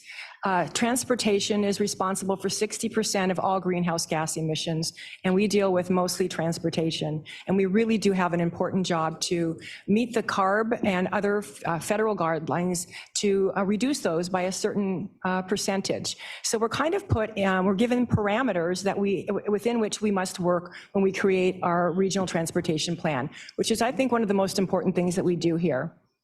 I think part of the dysfunction that has come from this board over the past couple years since I've been back on is a sense of not really having a buy-in and having been heard about what is in the regional transportation plan. One of the good things from the past was we used to get together as subregions and talk about certain options. Staff would come up with a framework for our regional transportation plan within which we met our targets. And then we all sat down together and we discussed it. We had dialogue and we were heard. And while, things may not always go our way, it's not about being on the winning or losing end of a vote. It's about getting a winning regional transportation plan for our region. And I think that's super important within the parameters that we have of combating the climate crisis within which you are. As to the weighted vote, I wish the others were in here to hear. I am not a fan of the weighted vote for the simple reason, why would I want to have my voice taken away from me? But it is law. And I'm happy to work within it. And I do think that rather than taking a pause after we have a vote and realize that we maybe don't want to go to the weighted vote, why don't we talk to each other beforehand? That's another good thing that used to happen in the past. I would make phone calls and they would be returned to people on both sides of the aisle. We would discuss the options. We would really get into it and understand each other's uniqueness. One of the things I promise you, I will never have an attitude of I know better than you, except about my own city. I know you all have really valid concerns about how many policies affect your cities. And I think that we all have to consider them. One of the things that was kind of troubling to me, I am not a fan of widening freeways, but then I hear the 56 is being widened, and then I wonder, well, wait, the 67 has some, public safety issues. I don't know which is better, but let's have the discussion in the public and understand so that we and the public understand more. Right now, the public seems to have a pretty negative view of Sandag, and I would like to be part of the team to turn that around, to educate and get the right information out there, the accurate information. So I look forward to being in the leadership team to help to bring this board together to work toward common causes and listen to each other. Yeah, thank you. I understand there was a question about quorum, and I'll clarify that. Under our governing statute, specifically Public Utilities Code 132-351.2, a majority of member agencies constitutes a quorum at Sandag. Sandag per law has 19 member agencies, And so the presence of 10-member agencies is required to constitute a quorum and to conduct business. So I will ask the clerk to confirm, although the last vote reflected the presence of 10 members, I'll ask the clerk to confirm the continued presence of at least 10-member agencies for quorum. Thank you, John. We do have a quorum of 10 members. The City of Carlsbad, the City of Chula Vista, the County of San Diego, the City of Imperial Beach, the City of La Mesa, the City of Lemon Grove, City of National City, the City of San Diego, excuse me, the City of Solana Beach, and the City of Del Mar are all present.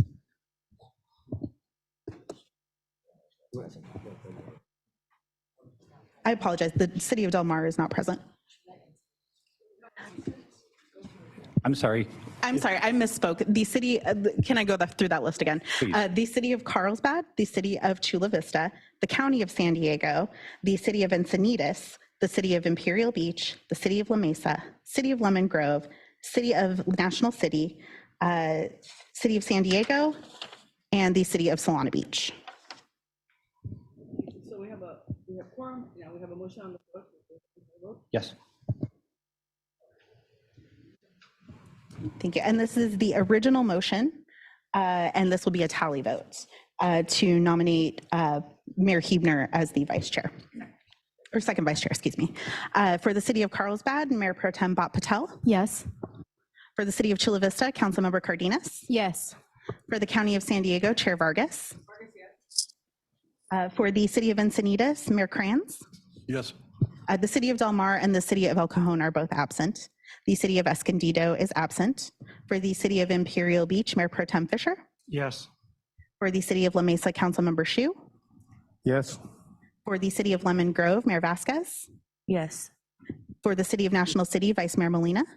Yes. The City of Oceanside is absent. The City of Poway is absent. For the City of San Diego, Vice Chair Elo Rivera. Yes. The City of San Marcos is absent. The City of Santee is absent. For the City of Solana Beach, Mayor Huebner. Yes. And the City of Vista is absent. And that item does pass unanimously with those members present.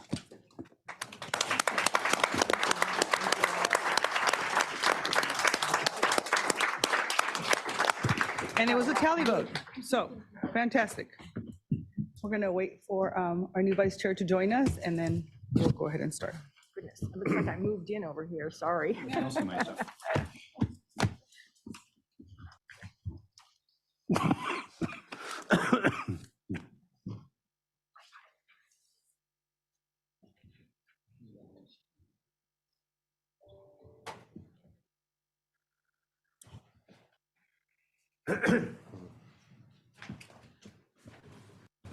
Wonderful.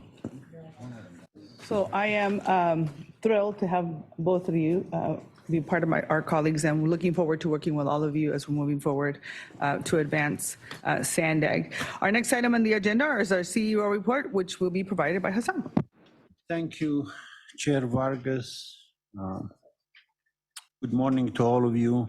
Happy New Year. Congratulations to the new leadership. Looking forward to working with you. For those who are here the first time, I am the CEO of Sandag.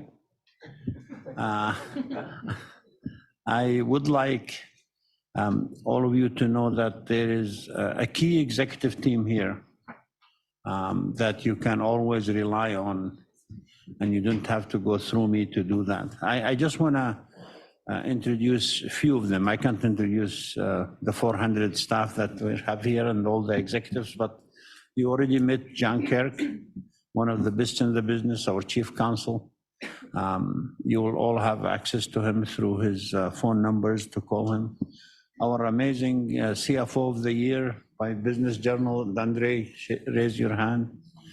We have a chief deputy for operation, Ray Major, which you're going to hear from him today, the smartest guy I know. And we have the chief deputy executive for plans, programs, and engineering, Colleen Clemenson. And Victoria Stackwick is my chief of staff. You will meet, where is our planning director here? Antoinette Meyer, Cindy, the brains of the data and analysis, Melissa, Are you here, Melissa? Melissa Coffett, Organizational Effectiveness, but you will meet them as we go. An amazing team that leading an amazing group of people here at Sandag working on behalf of the region. I know I'm looking forward on behalf of this year as a new beginning with this leadership. As Plato said, the beginning is the most important part of the work.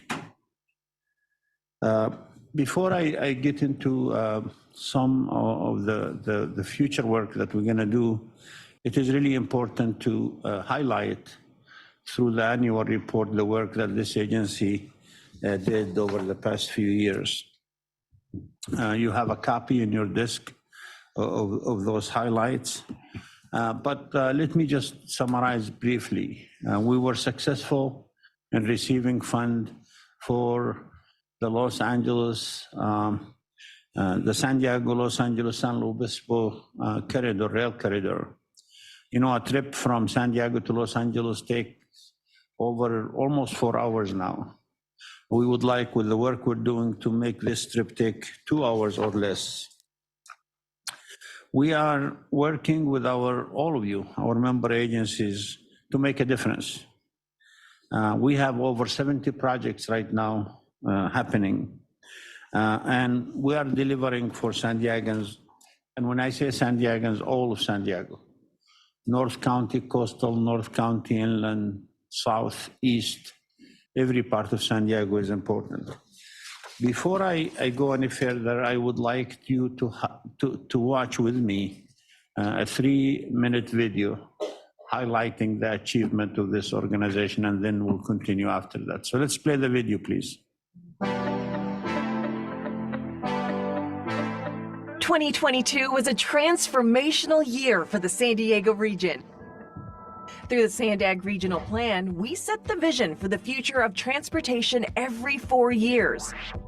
One of our top priorities for decades, moving the low-sand tracks off the Del Mar Bluffs, has gained the attention of the nation. We're going to make sure the second busiest rail corridor in America, connecting San Diego and Los Angeles, is going to be open and running for a long time. Thanks to the leadership of California Senate President Pro Tem Tony Atkins and Congressman Mike Levin, Sandag received major state and federal funding for the Low Sand Corridor. The national spotlight also shined on another Sandag priority project, the Otay Mesa East Port of Entry. As the recipient of the largest infra grant in the country, this project will provide much-needed relief to our current land ports by facilitating a new state-of-the-art border crossing between the U.S. and Mexico. We are pleased to award the California DOT $150 million for the Otay Mesa East Port project. And this announcement was made on the heels of an historic toll revenue sharing agreement. The work of Sandag and the can-do attitude of the people of both sides of the border is so remarkable. Sandag also continues to work on creating a direct transit link to the San Diego International Airport and a central mobility hub to ensure a fast and convenient connection to every part of the region. We've come a long way. A year after celebrating the completion of one of the largest infrastructure projects in our region's history, the Mid-Coast Trolley extension of the UC San Diego Blue Line has already served more than 2 million riders. And we doubled down on our investment to equity with the launch of the Youth Opportunity Pass pilot program, providing free transit passes for riders 18 and under. And ridership numbers are through the roof, with up to 92% monthly increase in youth transit rides since the pilot started. Sandag is also connecting people to key resources through data-driven planning, building, and funding that will benefit our residents today and for generations to come. We launched the Digital Equity Program to ensure everyone has access to high-speed and affordable internet. And as part of our Housing Acceleration Program, we've partnered with state and local agencies, community-based organizations, and affordable housing developers to promote equitable housing throughout our region. Sandag is dedicated to making sure our communities have safe transportation options for people who walk, bike, and roll. Our regional bike network had a record-breaking year. In 2022, we opened 11 miles of new bikeways and broke ground on nearly 5 more. And Sandag is thinking outside the box. At our first ever Sandag Community Fair, we showcased our request for innovative concepts, a unique collaboration with the nation's brightest innovators to create cutting-edge transportation solutions. And we're just getting started. Sandag is delivering key projects and programs through Transnet and our other grant programs to improve how people get around, protect endangered species and their habitats, and provide mobility options for aging populations and individuals with disabilities. At Sandag, we hold ourselves accountable to the communities we serve. With more than 70 ongoing projects in every corner of the county, we are committed to creating a San Diego region where every person who visits, works, and lives can thrive. Thank you. Thank you. So,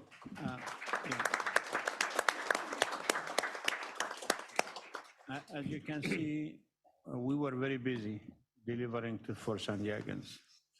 A couple of months ago, Supervisor Vargas and Mayor Gloria were in Mexico City signing a historic agreement with our Mexican partners on Otay 2.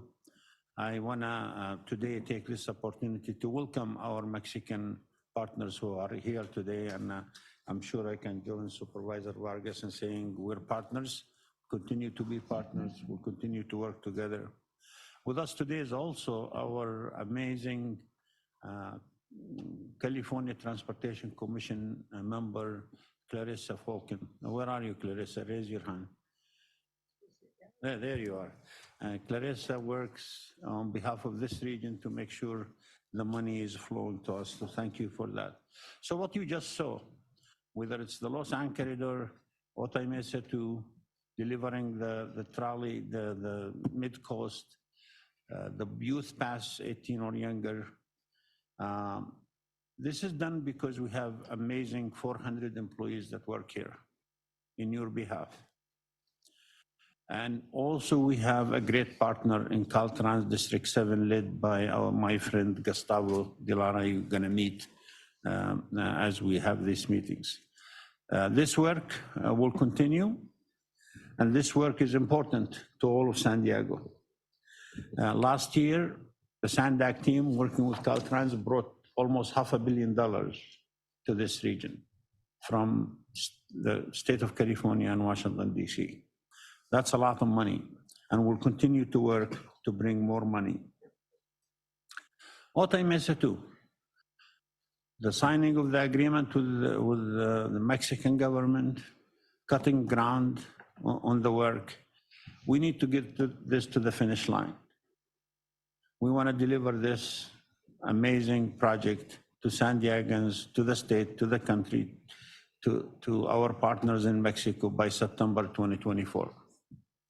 And for that, in the next few meetings, we're going to be coming to you for funding allocations. As you know, this delivering billions of dollars worth of project is a process that's going to take hard work and commitment. As the Mayor Gloria mentioned in the beginning, this border crossing is important for every part of San Diego. So Otay Mesa 2 will continue to be our priorities until we deliver it to San Diegans. We came to this board and talk about connecting to San Diego International Airport. Our airport is one of the few major urban areas, airports that don't have rail go into it. We need to connect rail to the airport, and we need to connect it to a central mobility hub. And again, in the next few months, you're going to be hearing about that. You're going to be hearing about us starting the environmental work. As I said, we started the environmental and engineering for Los Angeles, move the track off the bluff. No longer short-term solutions, but a solution that lasts forever. We also, last May, did the 18 or younger youth pass. We are committing to continue to pursue funding to go further. and work with our transit agencies, my colleague, the CEO, Sharon Cooney, and Matt Tucker, to make sure our transit ridership, which is now the best in the country, and I want to compliment both Sharon and Matt for making sure that people ride this amazing system we're building for them. We're going to continue to work hard to implement the 5 big moves and all the aspects of the 5 big moves, including the smart corridors. We want to make sure the North County implement a smart corridor plans, high occupancy toll lanes plans. We're going to make sure that the innovative concepts that we came up with, one of which is to connect our Blue Line into Tijuana to do like a CBX kind of model. So the 150,000 people that cross every day can have another option to cross. Smart corridors, we're going to continue to work on that. And finally, we are making a commitment for high quality transit, but for equitable transportation. This board adopted an equity statement in January of 2020. And at the time, I told the board of directors, a statement is great, but it has to be followed by action. We're going to live up to the social equity and social justice things that we all aspire to do. And an exciting thing, we're going to reconfigure the Blue Line and start the planning and environmental work on the new and fairest subway line in San Diego, what we call the Purple Line, from the border to connect to the Sorrento Valley, and then from there we'll do the Los Angeles corridor. The Purple Line is going to be mostly underground line from the border through National City, Chula Vista, Kearny Mesa, and connecting to Sorrento Valley. Why I say that? Because people ask me, says, well, you know, I don't know about tunnels in San Diego. That's the same thing I heard in Los Angeles when we're digging tunnels in downtown Los Angeles, and when digging tunnels to go to Santa Monica from downtown Los Angeles. We can do it. And I think we will do it with your leadership. We're starting the environmental and planning work on that. Today, a trip from the border to downtown takes almost an hour, 45 minutes an hour. We want that trip to take 20 minutes. We need to grade across in Chula Vista and other places. We need to add tracks. And we need to seriously work with our Mexican officials to extend the trolley into Tijuana. So these are the priorities that we're going to work with. I'm looking forward to working with this leadership and with all of you to move this priority forward. Supervisor, that concludes my report. Thank you, Hassan, for your leadership. Ms. Francesca, do we have any public comments? Thank you, Chair. We do have several public comments on this item, some in person. The first will be Nayla Pope Harden, who will be followed by Sandy Naranjo. Good morning, everyone. My name is Naila Pope Harden. I am the executive director of an organization called Climate Plan. We are a statewide organization of about 60 coalition partners that focus on transportation, land use, housing, everything that you guys discuss here. First, I want to start by saying congratulations to Chair Vargas and the new leadership at SANDAG. We look forward to working with you and hearing, especially Chair Vargas and the many capacities and hats that you wear. We look forward to working with you. The whole state is looking at San Diego right now as a microcosm of all of the issues that everyone cares about. As discussed earlier today, we have border relations, we have climate change, we have different economic representation. San Diego really is what the rest of the state is looking at as the potential of how policies are moving forward. With your guys' regional transportation plan, it's a model that in other regions that I'm working in, they're using and looking at, and how we get something that is comprehensive, that has buy-in from both labor, environmental groups, environmental justice groups. It is a model. And in the presentation as stated, I mean, there's so many things moving forward, especially in ways of transit, the leadership here in transit and the youth opportunity passes. That's something that we want to see modeled across the state. So I say that all to say, just as we move into the new year with this new body and many new members, we just look forward to that continued leadership and want to make sure that when we're using, especially in the climate movement, excuse me, I get a little cash, so work with me. But in the climate movement, we can use the jargon. We can talk about vehicle mile travel, emissions reductions. We can talk about transit and opportunities. And we talk about housing, and we have sequestration, carbon capture. We can throw around the jargon. I'm sure you guys are all better at it than me, but let's just remember that that jargon, those words translate to everyday San Diegans. What that means is vehicle miles reduction, clean air quality, all of that, what that translates to and what that means is that every person living in this region has access. And as a girl who grew up in South Sacramento, which is just exactly like your guys' South San Diego, Southeast San Diego, access is everything. And so I just want to offer support, offer community, offer the use of the breadth of our network. Again, 60 organizations. We have a lot of them based in San Diego. I'm working together to reduce emissions, move forward, implement the RTP for all of us. Thank you. Thank you. Our next speaker will be Sandy Naranjo, who will be followed by Mary D. Good morning. My name is Sandy Naranjo, and I'm here to proudly congratulate our chair and our new vice chair, and welcome to our SANDAG board members. SANDAG has been a great leader in being innovative and getting us to receive federal and state funding for transportation projects that align with climate, health, and equity goals codified in our state legislation. We encourage that collaborative spirit and that benefit for all San Diegans, especially to those communities who have been left out of the benefits from a robust transportation system. I am proud to stand with Climate Plan and offer support to help strengthen our plans and to get San Diego a world-class sustainable transportation system that betters our public health, that protects our climate, and creates good union jobs. Thank you. Thank you. Our next speaker will be Mary D. And after Mary, we'll move to the virtual public comments, of which there are two. So after Mary will be Marino Dawn. Hi, good morning. And before my time starts, I just wanted to clarify, did we skip over item 2, public comment, or did you push that to the end? We will circle back to that item, yes. Okay, great. Okay, Mary D here. Good morning, board. I am here today to challenge the trajectory of this board's priorities. As the CEO continues to double down on his $160 billion grand vision, which benefits only part of the region instead of equitably focusing on the needs of the entire county.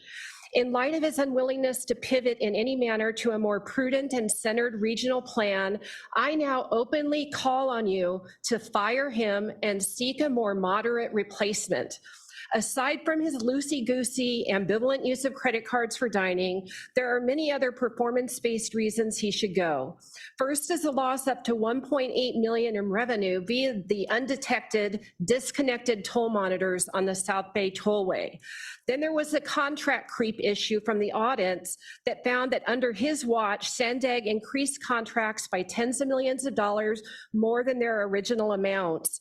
Auditors warned that because of, quote, the lack of controls and ineffectiveness in SANDAG's current contract system, it would be difficult to look for schemes such as bid rigging and price fixing. Then there's also the matter of the CARB threshold requirement of 19%. At least one board member has rightly pointed out that SANDAG's number is indeed allowed to be rounded up, thus meeting the current requirement. But ICRADA's insistence that it's not enough and we need to do more is not only moving the goalposts, but is putting a higher and unnecessary burden on this agency.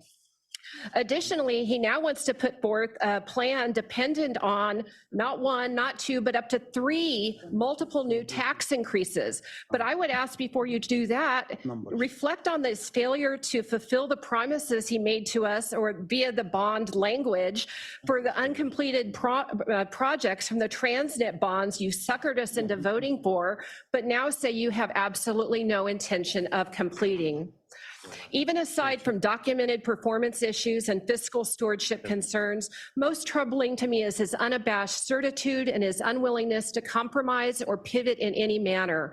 While confidence is a needed quality for a CEO, his lack of willingness to compromise or authentically engage and consider other points of view makes him deeply unsuitable for leading this topographically and demographically diverse region. He seems far better suited for a city like San Francisco than he does for San Diego, and I'm hoping this board will give serious consideration to replacing him with someone who is able to work across the aisle and who will take the needs of everyone in this region into account. His choice of defaulting to a stick approach rather than a carrot is the bottom line reason to replace him, and I'm hoping you'll choose to do so soon. Thank you. Thank you. We'll now move to the virtual public comments. The last person put their hand down, so I'll call on Assemblywoman Lori Saldana. You can go ahead when you're ready. Thank you. Good morning, and congratulations to the new leadership of SANDAG. As when I was in the legislature, I'm now retired, but when I was in Sacramento, I chaired the Legislative Women's Caucus, and this year they reached 42 out of 120 legislators, which is the highest in history. So it's always good to see more women in leadership and decision-making process. And in that regard, I wanted to bring attention to the issue of mobility and transit in San Diego. According to the most recent census data, the city of San Diego, which has invested heavily in bike lanes, only 0.6% of people use their bicycles to commute to work. And so as SANDAG and the region looks at ways to get people out of their cars, to use transit, public transit, trolleys, bicycles, walk to work, as we become more dense and build infill to have more housing and hopefully more affordable housing, I think we need to look at gender disparities that are showing up in traffic or in commuting patterns, especially in the case of bicycles. So less than 1% of people in the city of San Diego are biking to work. And men are twice as likely to ride their bikes to work, 0.4% versus 0.2%. Women, however, are more likely to drive with someone else in the car, but they're less likely to carpool. So that what that's telling us, if we look at this data, is the women maybe have children in the car or they're delivering them to childcare or schools. But these numbers are really helpful in looking at how to plan around the schedules of people, especially women and children, who are often left out of other planning decisions, which is why women in leadership is so important, especially people with families. San Diego is investing a lot in bike lanes, and it's a very small number of the population that are using these bike lanes for mobility related to the workforce. This gender cap needs to be studied. We do need to understand why maybe we could increase by 33% if we can simply get equity and get that number of women increased to be comparable to the number of men. And it could be that our planning has too many men planning bicycle routes without taking into account safety issues, child issues. Women might be more likely, just as in cars, to have children in cars. If women are more likely to be riding bikes with children, they want to avoid busy streets. So we need to put bike lanes maybe in quieter residential streets versus along busy streets to accommodate and meet the needs of women who often are the ones taking children to childcare and school. So please take a look as SANDAG invests in bicycling and transit, how we can meet the needs of women and children in our communities and increase ridership so we have a better bang for our buck when we invest in these alternatives to mobility and transportation. Thank you. Thank you, Chair. That does conclude the public comments on this item. Thank you very much. We're going to go ahead and take some of the items out of order since we have some folks who have to leave by a time certain. So the next item on the agenda is going to be item number 11, the first reading of proposed amendments to Transnet extension. And we have the Transnet Independent Taxpayer Oversight Committee Chair Jonathan Franco with us here today to present ordinance amendments as proposed by ITOC members. This is the first reading of the ordinance amendment. The Sandag Board of Directors will be asked to approve the proposed amendment at its next meeting on January 27th. Please note that the amendment portions of the ordinance are included in your agenda materials. Our board policy requires that all ordinances be read in full at the time of introduction or passage unless members vote unanimously to waive the full reading of the ordinance. Please note that this vote would be only to waive the full reading. It does not pertain to whether to adopt or not adopt the amendment. That will be a separate vote at a future meeting. I will read the full title of the ordinance: San Diego Transportation Improvement Program Ordinance and Expenditure Plan Commission Ordinance 0401. Do you want me to read the whole motion? I mean, do you want me to read the whole ordinance? No, just the title of the Okay. ordinance at this point. Okay. 1 second. Yeah. So the board, first reading of proposed amendment to Transnet Extension Ordinance. The Board of Directors acting as the San Diego County Regional Transportation Commission is asked to conduct the first reading of ordinance number CO-202301 related to Independent Taxpayer Oversight Committee membership and selection process by reading the title and waiving full recitation of the ordinance for this and future readings. Go ahead. Thank you so much, Chair Vargas. Congratulations. Good morning, members of the board. Again, my name is Jonathan Frankel, and I have the pleasure of serving as the chair of the Independent Taxpayer Oversight Committee. ITOC was created as a part of the Transnet Ordinance by voters to provide an increased layer of accountability and oversight of the Transnet program. And the principal way that we do this is through a triennial performance audit. And the amendments before you today allow us to implement a number of recommendations from our auditor in how the committee is comprised and to streamline the selection process. The amendment principally is related to the addition of 2 new committee members, one an emerging transportation expert in emerging transportation technology, and secondly, a transportation system user. Our committee considered these amendments very carefully and unanimously recommended that these changes be made, again, and to allow us to implement the recommendations of the auditor. And with that, of course, I would be happy to answer any questions you may have. Thank you so much. I'd like to move approval. Second. For clarification, what's before you today is not approval of the ordinance. Instead, it is to waive a full reading of the ordinance. In order to do that, it requires a unanimous vote of this body. And just the title of it that would be required to be read is an ordinance of the San Diego County Regional Transportation Commission, amending Regional Transportation Commission Ordinance number CO-04-01 related to Independent Taxpayer Oversight Committee membership and selection process. So approval of the action before us. Yes. Yes. Okay, we have a motion and a second by the vice chair. Is there any additional discussion? Any additional discussion? Chair, Councilmember Drucker from the City of Del Mar has logged on to the meeting and is requesting to participate virtually. Could we give him a moment to make that request before this vote? If he would like, he has that ability. He has to make the, he has to show just cause that it's because he has a contagious disease or he is caring for a family member that prevents his ability to participate in person. If he does qualify, he will not count toward a quorum per the rules of the new statutes. Yes, so my wife is recuperating from breast cancer, and it's very important that I limit the amount of time that I spend in the public. Okay, and if you have the ability to keep your camera on, you may participate and vote. Yes, thank you. Room to continue. Thank you. I will keep my camera on.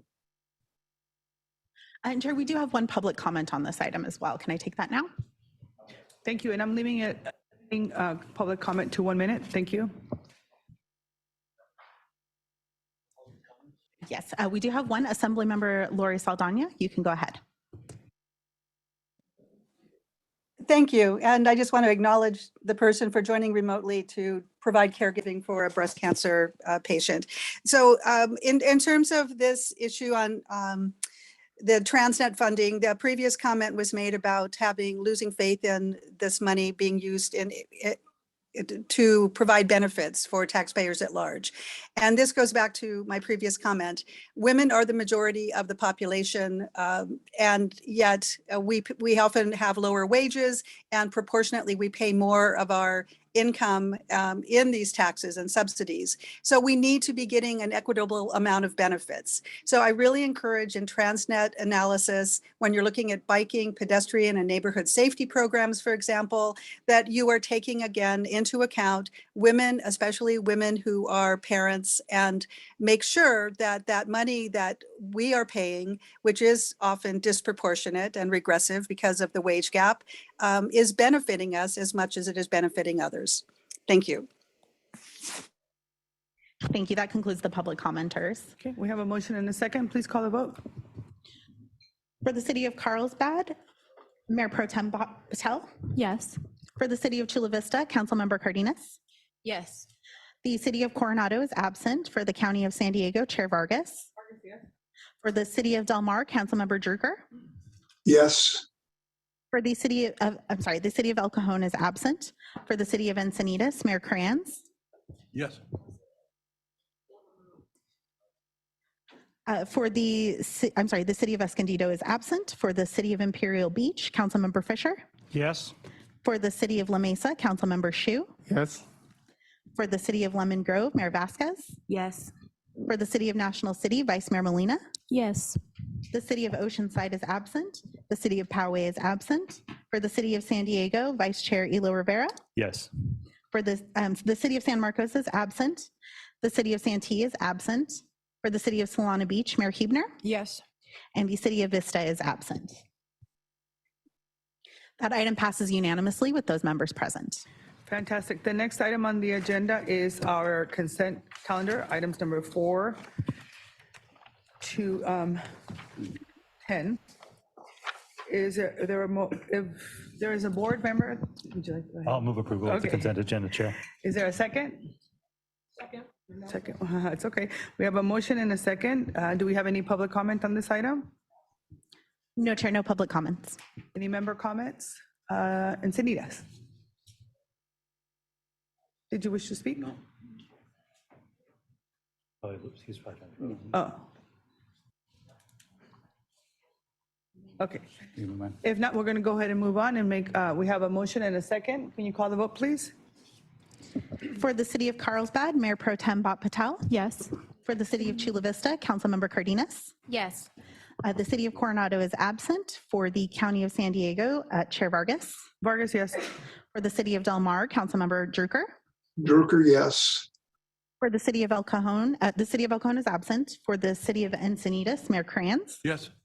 The city of Escondido is absent. For the city of Imperial Beach, Councilmember Fisher. Yes.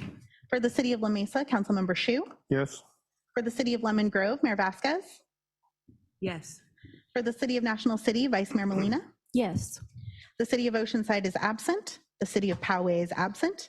For the city of San Diego, Vice Chair Elo Rivera. Yes. The city of San Marcos is absent. The city of Santee is absent. For the city of Solana Beach, Mayor Huebner. Yes. And the city of Vista is absent. That motion passes unanimously with those members present. Thank you very much. We're going to go ahead and take item number 13, the request for innovation concepts. The Board of Directors is asked to authorize staff to negotiate with the intent to enter into partnership agreements with the 3 projects selected through the request for innovative concept process. And I believe we have a presentation. Just present, a very brief presentation. We have a brief presentation. I know we're losing quorum momentarily, so I'll get through this quickly. Thank you for having me today. The request for innovative concepts was an attempt to look to partner with the private sector to see how we can take advantage of new technology and new delivery mechanisms to bring the vision of our regional plan to life. Sandag's regional plan lays out a transformative vision for the future of transportation, a transportation system that not only tackles the state's aggressive climate goals, but also looks to improve the quality of life for residents by providing travel choices to meet the unique needs of different communities. The process to develop and adopt this plan was incredibly challenging, and yet nowhere near the challenge that lies ahead of us in implementing this plan. Building one transportation project literally takes 30 years or longer using a traditional project delivery approach, and we can't afford to wait that long to build a transportation system that finally looks to address climate change, provide access to opportunities for underserved communities, and to reduce congestion on our roadways. An innovative plan requires an innovative approach to bring that plan to life.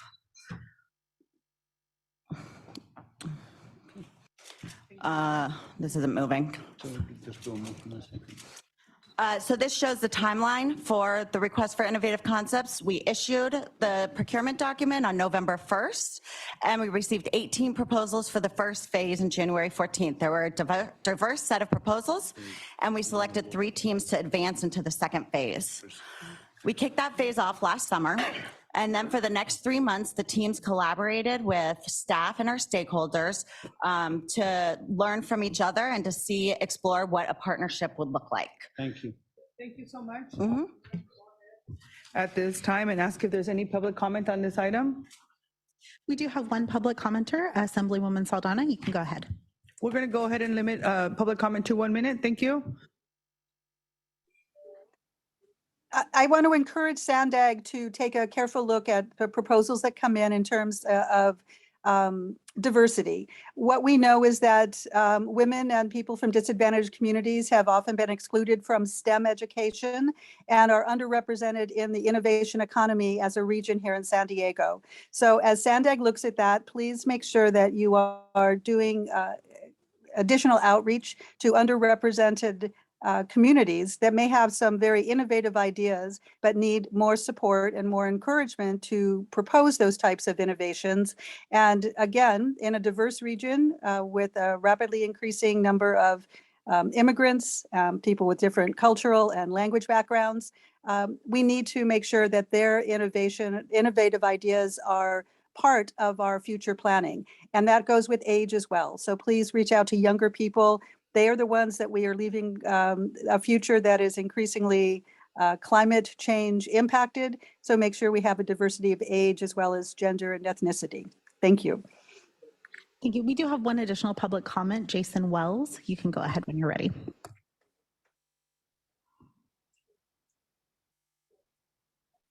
Yes, good morning. I'm speaking in support, Jason Wells of the San Ysidro Chamber of Commerce. I'm speaking in support of the partnership agreements for requests for innovative projects, specifically the Cordoba concept, including the International Trolley Extension. Most important for San Ysidro is the advancement of the Mobility Hub project. For at least 15 years, we've talked about studied, restudied, and talked about more an intermodal transportation center, today called Mobility Hub. In fact, when Sandag's last study of the San Ysidro ITC was attempted, the first 2 options paled greatly from the vision the community had. We worked with this board and came up with an option 3 that came much closer to our vision. Of course, par for course in San Ysidro, nothing came of that exercise, but now 5 years later, I'm happy to see Cordoba concept is much closer to what we want, need, and deserve. The headlines catch a binational trolley. For the skeptics, I'll just say people thought our region was crazy to think we could have an expedited lane for known border crossers. We now have Sentry. People thought our region was crazy when we talked about a cross-border terminal to Tijuana Airport. We now have CBX. People told me I was crazy when I promised to get location-dependent and pre-existing businesses included within port of entry reconfigurations projects. It's now law. Thank you very much. And that concludes the public speakers on this item. Thank you. Is there a motion from the floor? I just want to get a motion in a second and then discussion. Yes, thank you. Chair Vargas, I would like to make a motion to authorize staff to continue planning and seeking funding opportunities to advance the innovative concepts projects selected through this proposal. Thank you. Thank you. Is there a second? Second. Happy to second. So we have a motion and a second, and then we have a request to speak. San Diego. Member Campillo. Thank you, Chair Vargas. I'll keep it short. I do appreciate all of the 3 concepts moving forward today, and of course, in support. I do want to call attention to the visionary concept put out by Cordoba about a cross-border trolley extension. For those who aren't familiar with it, this will transform our region economically, bring our cultures together, make us one true community across the border in Tijuana and San Diego. The number of people who will benefit from this type of project has no comparison in our region, and I really encourage everyone to learn more about it. I've also been a proud leader and supporter of the World Design Capital San Diego Tijuana 2024 designation, and this type of project is exactly what leaders around the world are looking for our region to put our time and effort into. So I want to thank Cordoba for such a great idea, and for Sandag staff for recommending it for further review and staff time to put it into motion. Thank you, Chair. Thank you. So we have a motion and a second. Can we go ahead and call the vote?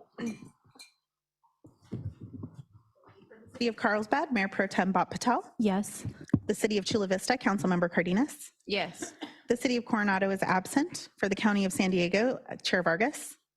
Vargas, yes. The City of Del Mar is absent. The City of El Cajon is absent. I'm sorry. For the City of Del Mar, Councilmember Drucker. Drucker, yes.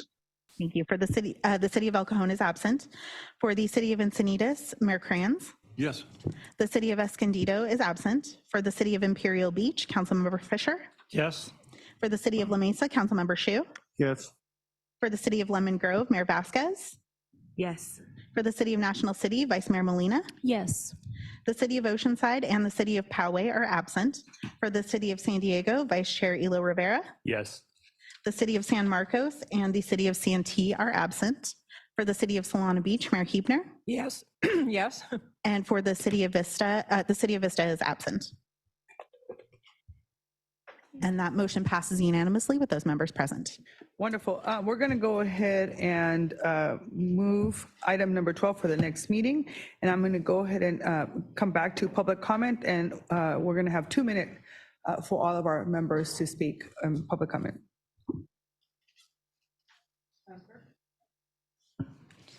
Thank you. Non-agenda public comment.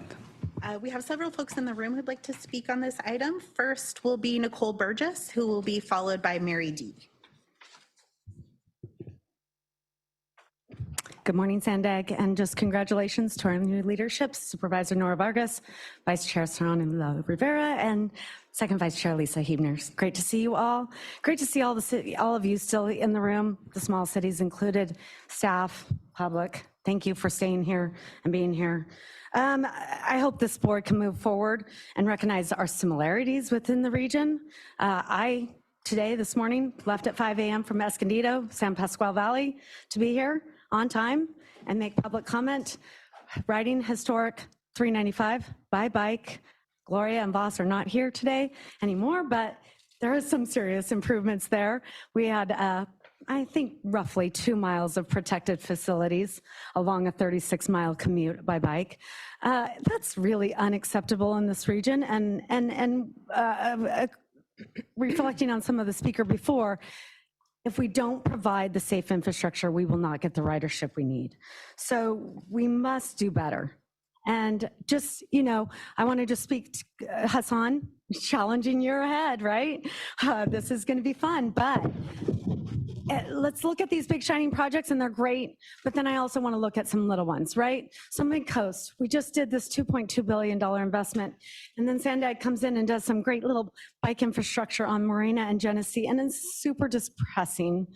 It is not acceptable to be putting in, maintaining heavy lanes of car lanes along a freeway and a transit and not provide the adequate bike facilities. I have a friend that lost her nephew on Marina Boulevard in the northbound direction, and yet we are still not implementing it. And we have the City of San Diego, we have Sandag that both believe in Vision Zero, and we must do better. We must do better. So I thank you guys, and I hope that we can continue the conversations. So thank you all for being here. I think our next speaker is Mary D, and Mary will be followed by Mike.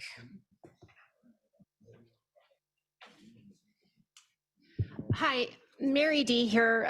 First, the votes this morning for board leadership were a missed opportunity for inclusion and bipartisanship. It demonstrated glaringly just how hollow your words are when it comes to equity, inclusion, and, quote, a county that works for everyone. For Councilman Elo Rivera, name, blame, and shame may make great theater and feel good, but it's seldom productive for long-term consensus building.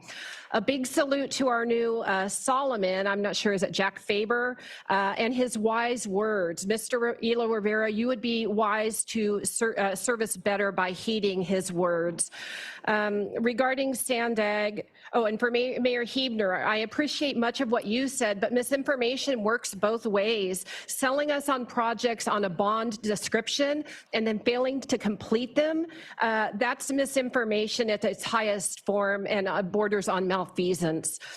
Regarding Sandag, I just wanted to say this body has grown inexplicably with your powers and your scope far more than it was ever intended to be. And I feel like you operate in a place that lacks stewardship for our precious hard-earned tax dollars. Your maps also glaringly seem to stop at the 125, like the eastern 2/3 of this county don't even exist. I'm gravely concerned about Alpine and the drawdown of water that was allowed to occur by the Sweetwater Authority. It was very inefficient. They took 47% of that water, never made it downstream. You want to tell us about a drought and conservation of resources and for us to conserve, and then you don't even call them to an account for letting them fetter that water away. If they had burned 47% of bond money up in flames, that would certainly get people's attention. If you choose to simply wash your hands and claim you have no authority, then I would say, what authority do you do all the other grand things? Please pay attention to the immediate, regional, day-to-day things that you champion for sustainability and supposed stewardship. Thank you. Your time is up. Thank you so The much. next item on the agenda is member comments. Board members shall have the opportunity to provide information announcements on any issue within the no? Oh, I'm sorry. I'm sorry. There's one additional person in the room, and then we have several virtual public comments as well. Okay. So there you go. So next will be Mike, if you're still in the room. And then we'll go to Assemblywoman Lori Saldana. Hello, my comment is about MTS. I'm epileptic, I'm disabled. I had an incident in the MTS trolley car. I need help from a security. Security was seen at one of the stations later. I demanded a supervisor because the MTS security could not do enough. The upper person of MTS did not come over, so I demanded help from the SDPD. No officer came to the scene, so I came to the station myself. They were closed. I hope all of you, so I sent an email to Jack Shu. I hope all of you, with this copy of my report I gave to you, came to you. Jack Shu never responded to this, which he told me at the outside before this meeting that he does not respond to emails. I'm on Jack Shu's email list because he sent me this before the elections. As I sent to him because MTS never responded to me via the MTS call that security did while I was on MTS property. I responded to Jack Shu after MTS failed to complete the real report I wanted, so I could bring that report to SDPD, and SDPD be a failure to help this situation. So I just want to bring it to the attention of Sandag Board of Directors. That's pretty much it. Thank you. We'll next go to Assemblywoman Lori Saldana, who will be followed by Corinna Contreras. Thank you. And I wanted to talk briefly about the decarbonization framework that is being developed by the County of San Diego. I am president of the board of Protect Our Communities Foundation. We are committed to reducing ratepayer and utility costs for San Diegans. And decarbonization can work so long as we keep our focus on local rooftop solar. Every transit station, every public building in San Diego County needs to start putting solar to generate electricity for the grid and also for services locally. And when we have local generation, we avoid problems like Baywa having. They have a contract thanks to a board of supervisors approval a year and a half ago, and they recently lost a $6.5 million lawsuit and all their profits from solar generation because of flooding adjacent to a property where they put hardscaping, which is what solar panels are. We don't need more hardscaping in the backcountry. We need it here, local in our urban areas. We need it on rooftops. We need to be generating local, clean, renewable solar electricity as part of the regional decarbonization framework. And so my board members and I will be having meetings with all the staff in the area and community planning groups to explain why decarbonization means solar in San Diego, especially when we are losing infrastructure along the coast because of climate change. We are losing our transit and mobility. We're losing train tracks. We are losing boardwalks in San Diego from rising sea levels, higher tides, from stronger storms. All of that is climate change related. And unless we take the very bold step of committing to only locally generated rooftop solar, the next generation will be underwater very quickly. So please be prepared. My staff will be contacting many of your offices. We will be discussing this in detail with you and your staff. Thank you. Thank you. Public comments are closed at this time. Go ahead. The next. Our next speaker is Karina Contreras, who will be followed by, the name I see is Mid-City Can.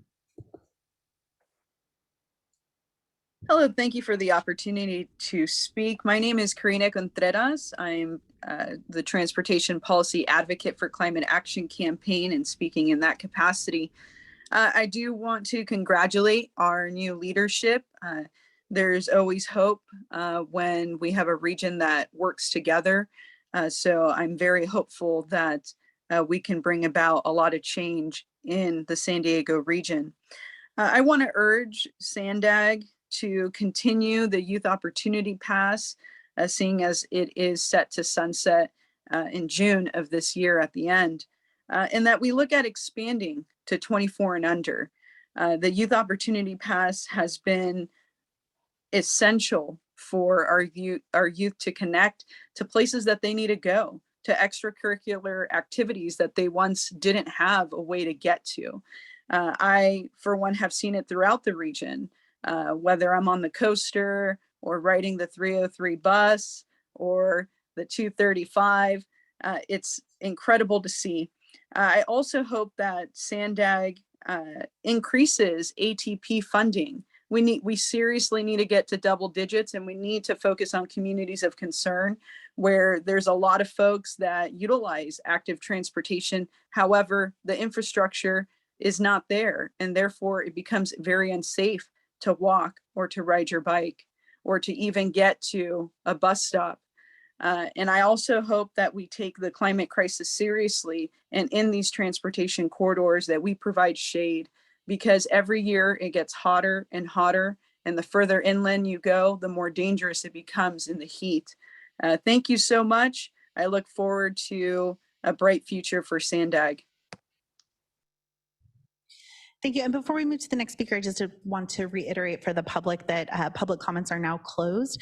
So I'll only be taking the hands that I saw originally, which are the next three. If you were not able to speak on this item at this time, please feel free to email me at clerkoftheboard@sandag.org, and I'll make sure that your comments are distributed and made part of the meeting record. So we'll move on to Mid-City Can, who will be followed by Eduardo Cabrera. You can go ahead. Hi, good morning, everyone. My name is Ariana Federico, pronoun she, her, ella. I'm the organizing director at Mid-City Can. And I just want to congratulate Chair Nora Vargas and Vice Chair Sean Elo. We really appreciate your leadership in other spaces in the city and in the county. And we look forward to working with you all, including SANDAG staff. So the Mid-City Can's H team has been advocating for youth opportunity passes for over 10 years, and we really appreciate SANDAG's support on this community-led effort. It's an effort that's addressed the needs of young people, families. It has increased opportunity, accessibility for all young people, and we really hope to continue that conversation of the Youth Opportunity Pass program to be permanent and to be available for young people 24 and under. This week, we were actually in Sacramento, and we're talking to assembly members and legislative directors about the funding for youth opportunity passes as a statewide program. And there was a lot of interest behind San Diego's own YOP pilot. So I hope that we can continue this collaboration, this relationship that we have with the board and staff, so that we can find a permanent solution for youth opportunity passes. Thank you for your time. Thank you. Our final two speakers will be Eduardo Cabrera and Jason Wells. Eduardo, you can go ahead.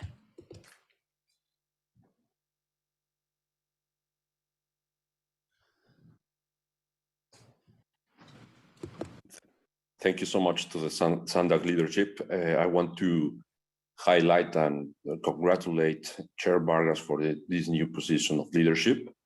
Your career, Nora, is represent an inspiring model for many of us. Thank you so much and congratulations for your leadership. I just want to add a brief comment regarding the innovative concepts that was called during last year for SANDAG.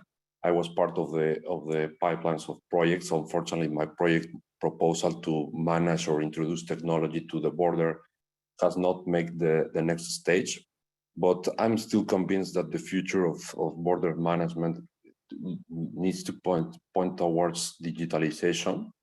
And this is the solution that could scale and help all the society, all the economic, and all the things that happen here in this region. Of course, this proposal involves several agencies at a binational level, but SANDAG is the perfect example of successful collaboration across agencies and countries. Thank you so much. And our final speaker will be Jason Wells. Yes, Chair Vargas, we send you a heartfelt congratulations and want to address the theme that you speak of often in equity. Included in item 10 today was the approval of $183 million of transit taxes to be spent on Otay Mesa East. First and foremost, we completely support Otay Mesa East as a needed tool in our region's toolbox. However, it's a project that doesn't even exist currently in CBP's 5-year plan to man. We have Ped West today that's already existing and is not manned. San Ysidro has immediate needs. We're also delighted the border has received such attention, but the border is far more than just the Otay Mesa East. San Ysidro remains the busiest land border crossing on earth. Otay Mesa East will serve a fraction of those already suffering at San Ysidro. While Otay Mesa East is 5 years from beginning, San Ysidro's mobility hub, given similar priority and a public-private partnership coordination, could be built in 5 years. Our Bridge Deck Park concept, while a concept today, could be built in 2 years. In 2024, the eyes of the world will be on our region as a world design capital. When the media looks beyond Sakut and San Diego Zoo, we should be embarrassed at the lack of priority given to the communities between them. SANDAG and San Diego's lip service to social equity must be implemented immediately. Again, this is not an argument against Otay Mesa East. It's an argument about current needs, priorities, and public impact. Earlier in this meeting, we saw the year in review video. While the trolley and border were mentioned, San Ysidro, the world's busiest land border crossing and the most productive trolley stop in the system, weren't even mentioned once. If there's true social equity, then during this calendar year, SANDAG will approve an immediate expenditure of no less than the $183 million to San Ysidro projects as well, whether through Transnet, Inflation Reduction Act dollars or otherwise. Thank you. No other public comments, okay. Thank you. That concludes our Board of Directors meeting. Our next scheduled meeting is at 9 a.m. on January 27th, and we look forward to seeing each and every one of you then. Thanks. Congratulations.